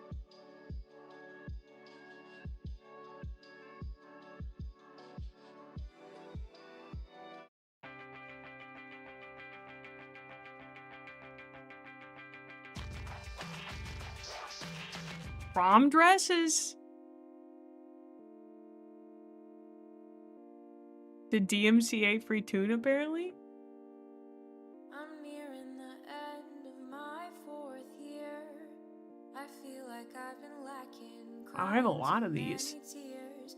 Everyone seemed to say it was so great. But did I miss out? Was it a huge mistake? Oh, exclamation point, play to play. I can't help the fact I like to be alone. It might sound kind of sad, but that's just what I seem to know. I tend to handle things usually by myself. This one's from Night in the Woods. Alright, I'm gonna get it started. Let's go! What are we looking at? Oh, I don't think we've done this one. Unless this was one of the first ones that we did.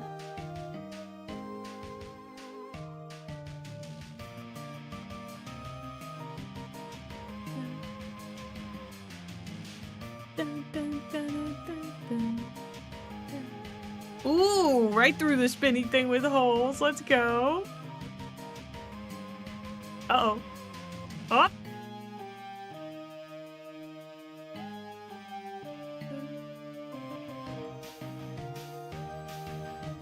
Oh, this is spooky. Oh, but Ash is heading us up. Oh! Oh, Saturn, I'm so sorry. Ty! Oh no!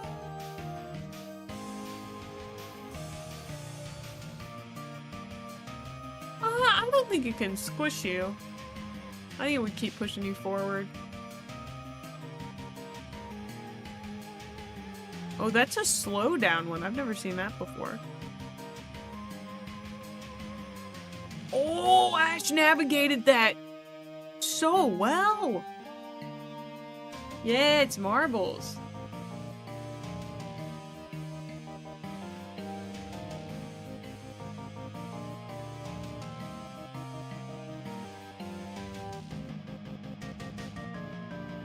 That's so exciting, Robit. I hope you'll have the best time.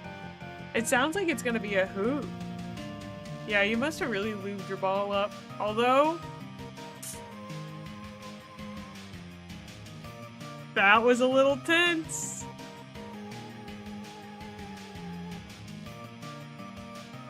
Oh, and it looks like Mystic is pushed out to the front.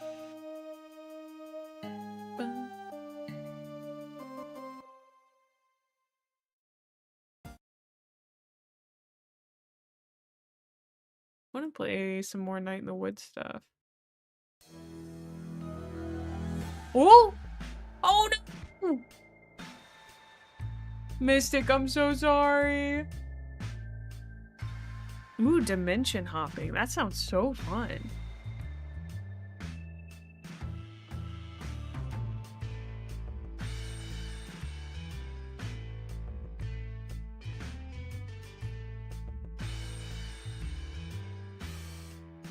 Ash, you and... I know, you were coming in too hot. Ash and I are really, we're going real slow. It's taking forever, but it seems pretty safe.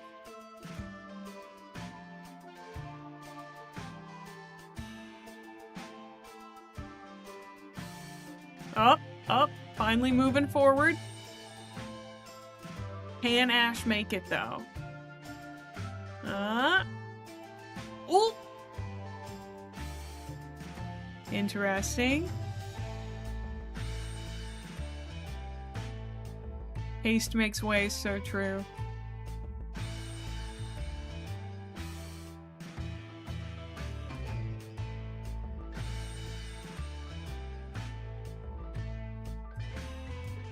Man. Oh, nice, Ash, nice.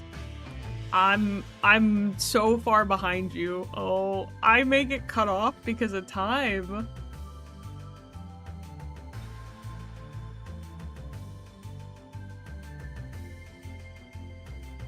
Ooh, we should be okay. I'll get there. Let's go! Look at that. Only 2 were left standing. That's your second one, Ash. Nice.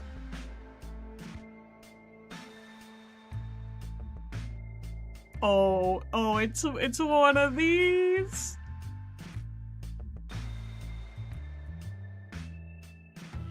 Exclamation point play to join in on this Marvel extravaganza. Marble, not Marvel extravaganza. This Marvel Marvel.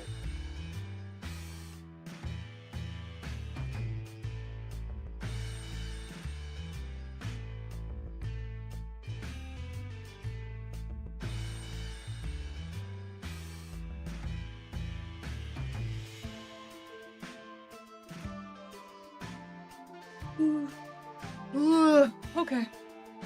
Marbles are a marble, it's so true. I'm gonna get us started.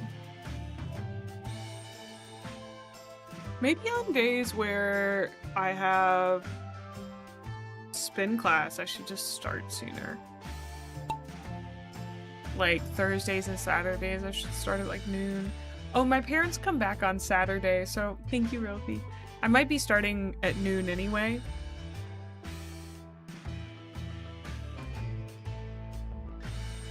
They're coming back on Sunday. I think I said Saturday.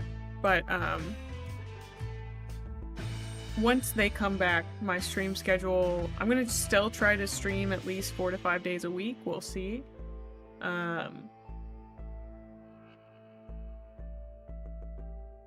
My goal for November is to try to get back to where I was in October viewership-wise. I don't really know how I can make that happen, but we'll see. I guess just being consistent, showing up, making sure I'm giving you guys good content, and posting every day. So I don't know, maybe I should post more to Twitter, but I don't really know. I feel like YouTube, I still I gotta do the hard scary. Oh, robot, you're done for. I'm sorry, bud. I gotta do the hard scary thing and make the comedy video, even if I don't know how well it's gonna do. Yeah, it's so weird because every other platform is growing, but you told the truth and got punished. I'm sorry, dude. Mystic, you're killing it.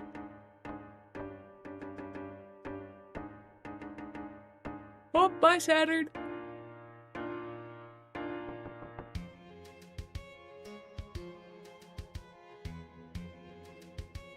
Oh, you found me from Insta.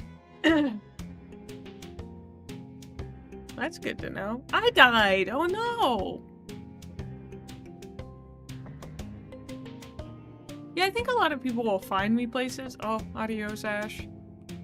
But I gotta make sure I retain folks, you know? Thank you.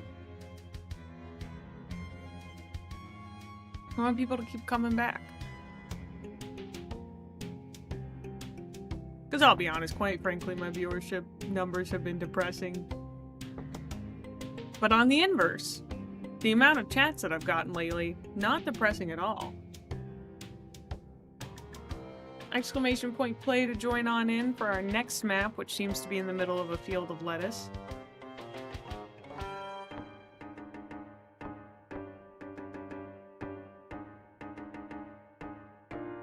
It's genuinely been so nice just having people yap with me. Yeah. You don't fuck up the numbers. You guys are the reason I still stream. I'll be so for real with you. If I was pulling these numbers and nobody fucking talked, I don't think I would be able to do it, dude. I'm here for the yaps.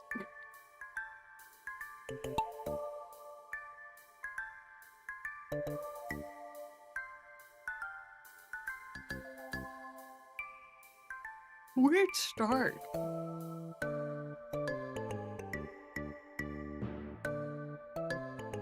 Whoa,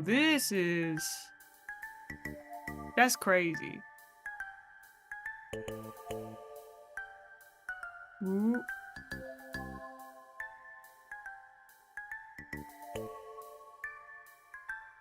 Oh, Ash, you're leading this time.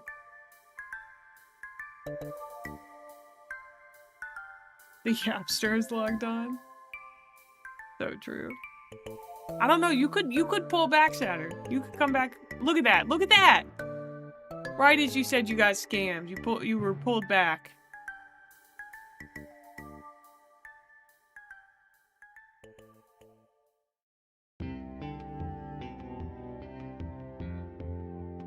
When I streamed, my only chatters were a bot and an art scammer trying to sell me their art. I don't really mind though. Yeah, I think it's because I largely do it because I want to make people happy, and people chatting the way that you guys chat makes me think that y'all are having a good time and pretty happy. So, I also feel like y'all would keep it real with me and be like, Mae, this isn't fun, if it was ever like unfun. Exclamation point, no.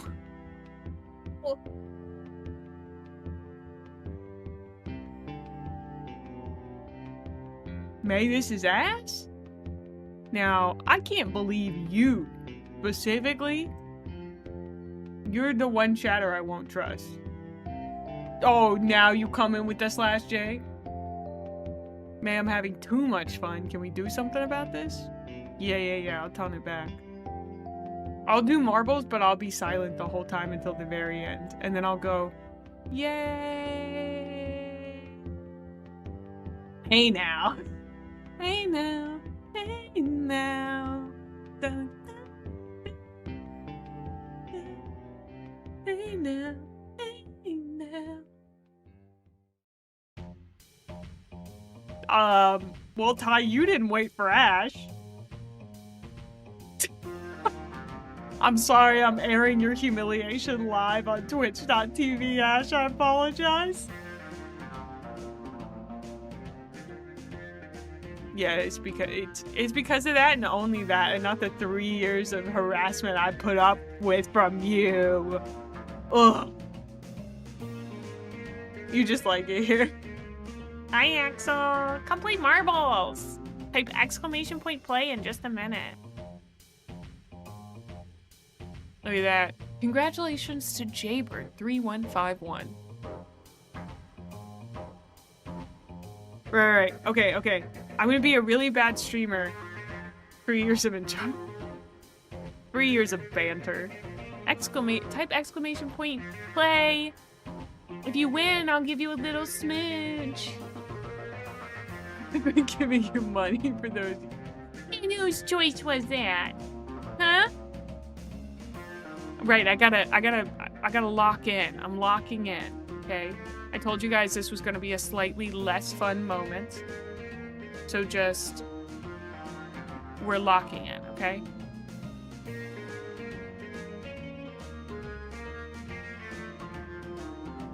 Wow, so excited for marbles.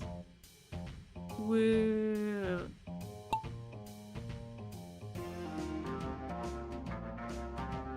Remember, whoever wins gets a little smooch.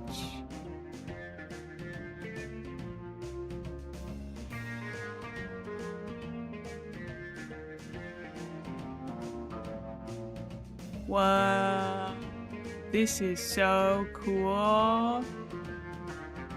Wow, look at us spin. Haha, crazy. I don't know, sounds caught in parasocial. Who's the person chatting in my chat right now, huh? Oh, I'm sorry to hear that, Alex. Hi, Akashiro. Welcome on in.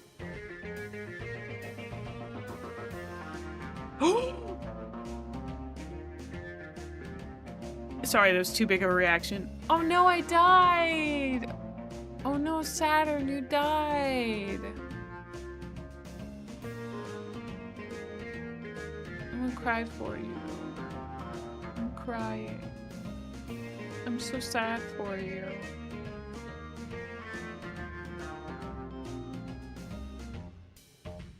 In case you guys don't know, the bit is that I'm a low effort streamer in this moment. Hi! I hope you're doing well. I'm parodying them. Cause y'all know I won't shut up. Yeah, I can't even keep the bit up long enough without yapping about the bit itself. God!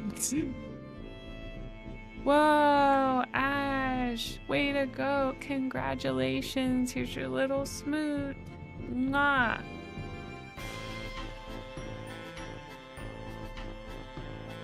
Mwah. Yay. It actually takes work to be that low energy. That's crazy. Shouldn't be like that, but it is.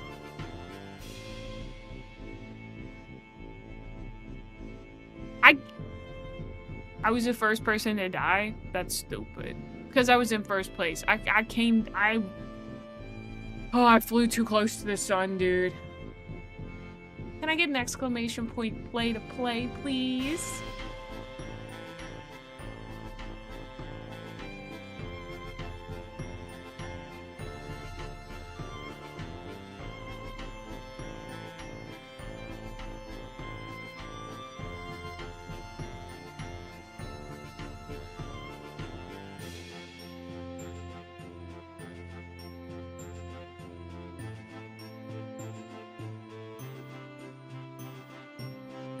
Dude, there's a bird yapping outside my window and he needs to calm down. Dude, calm down.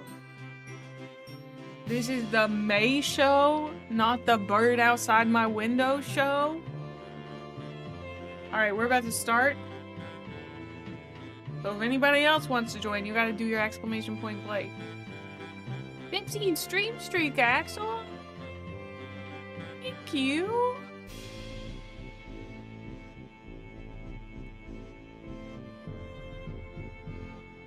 Wow. You guys are lucky that I'm a benevolent game master.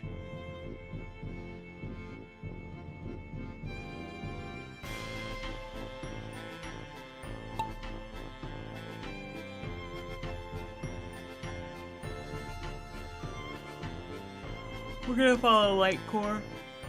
Oh, I'm sorry, Mage! Having a problem with birds is crazy. Dude, I yell at birds all the time. I get so mad at the birds. Especially because they start yapping at like 7 a.m. And I'm like, dude, I'm trying to go back to sleep.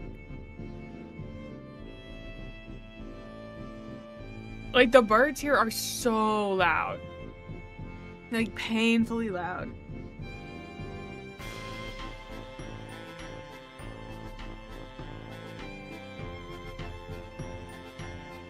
Also, if you guys like this music, it's Night in the Woods.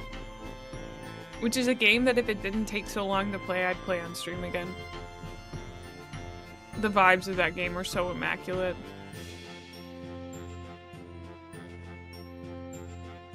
Oh!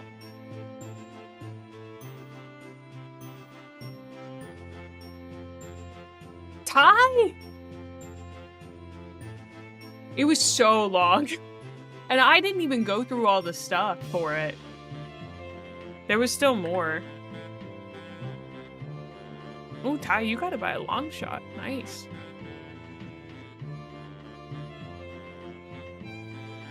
What if you want immaculate? You're so good at this one, so true.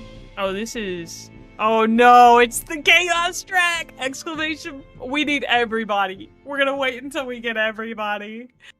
Exclamation point play to play. Please, it's us versus this track. I need you. I need all of you. I need everybody in chat right now. Exclamation play. Exclamation point play. Oh, we've got it. I believe in us. I think we could make it through. I believe in us. Maybe we can do it. Maybe. We'll see. We'll see. All right. We're gonna get started. Oh, this one's so chaotic.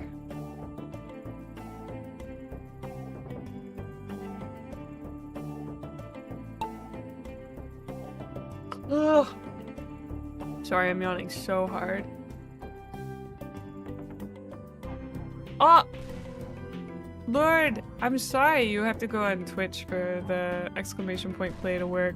How did you guys already die? Dude, how are you guys already dying? Real just died?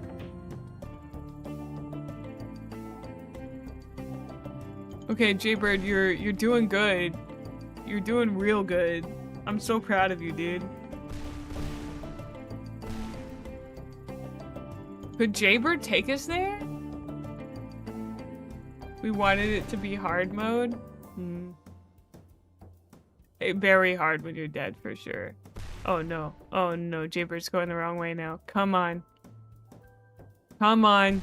Oh no, no, no. Where's number 2? Look at how far...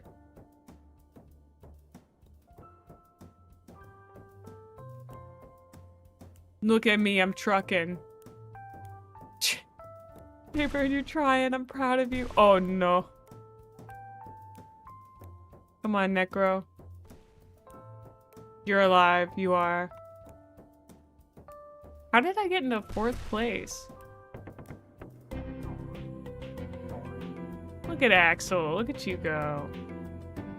Jaybird, you're still alive. I'm really proud of you. Up. Necro's going the wrong way, but Mage is moving. Mage is moving. I'm in 1st place!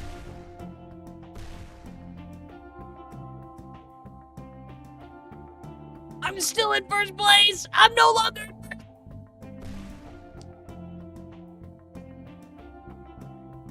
Come on, come on, come on. Like, I don't know how you survived that at all. I'm honestly surprised as many of us are still alive as we are. Oh, look at me! That should've thrown me off.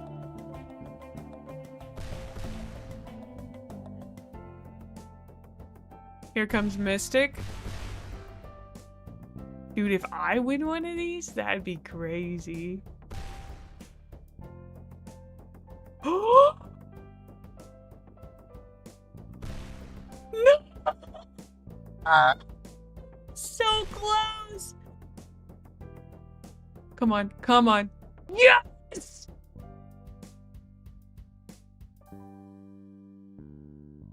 Incredible. And here comes Lightcore. Dude, if more than one person makes it through here this time, I mean, we still got 8 people alive. Come on, Lightcore. Oh no. Oh. Incredible.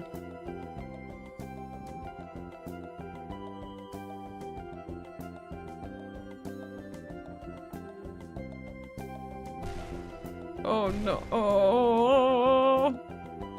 I think we're gonna get timed out on it. No, no, no, no. Ho, ho. 2 people! We got 2 people in!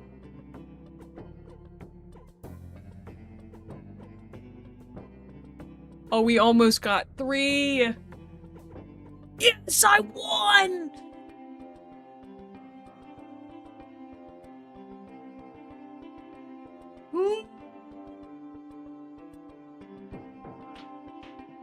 Incredible.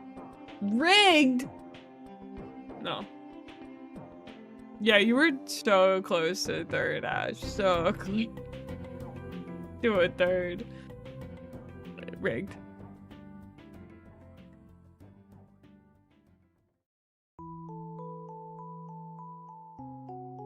Let's do coils of power.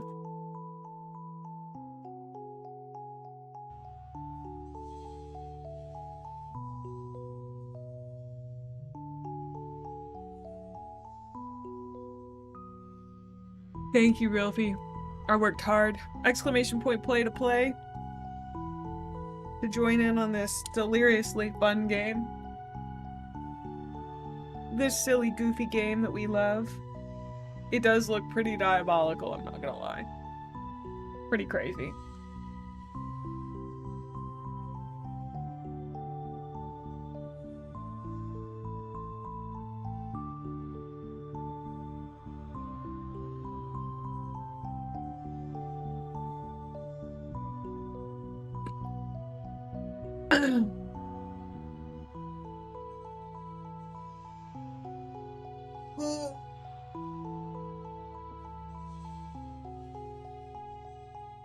Okay, I think this has to be my actual last one.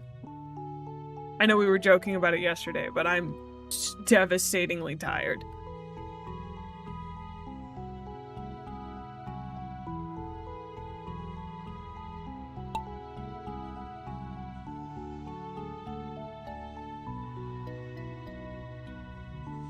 Thanks for the headbands, Ty.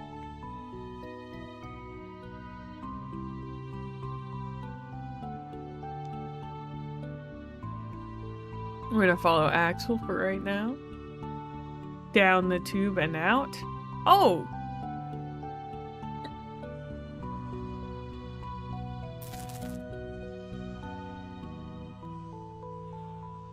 That looks a bit crazy. Oh. Oh, Axel has found himself an alternative route. Oh. Yep.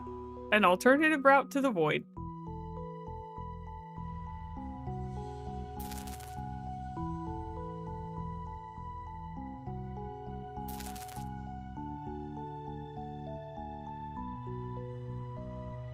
Well, Jaybird, I am so sorry. I didn't know that this one had, Oh, there went somebody else up. That's Ty. Bye, Ty. Adios. I must have forgotten to join this time. I think I forgot to join. Boop. Nice job, Robot. Up. So sorry, Mystic.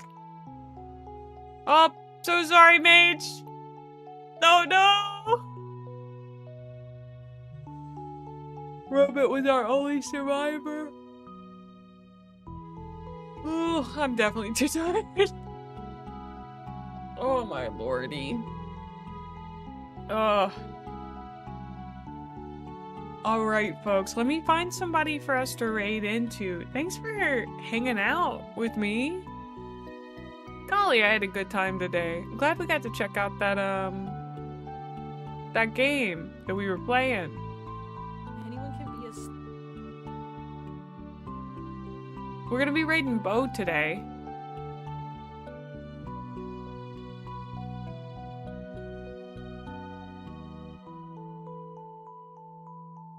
Yeah. As always, tell your friends about me. Tell your parents about me. I don't really care. I'm so sleepy. My spin class was really intense.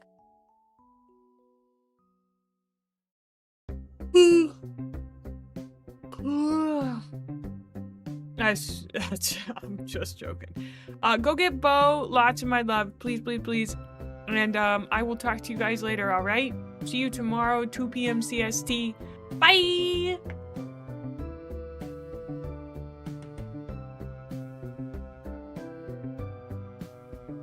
I hope you guys have a great night.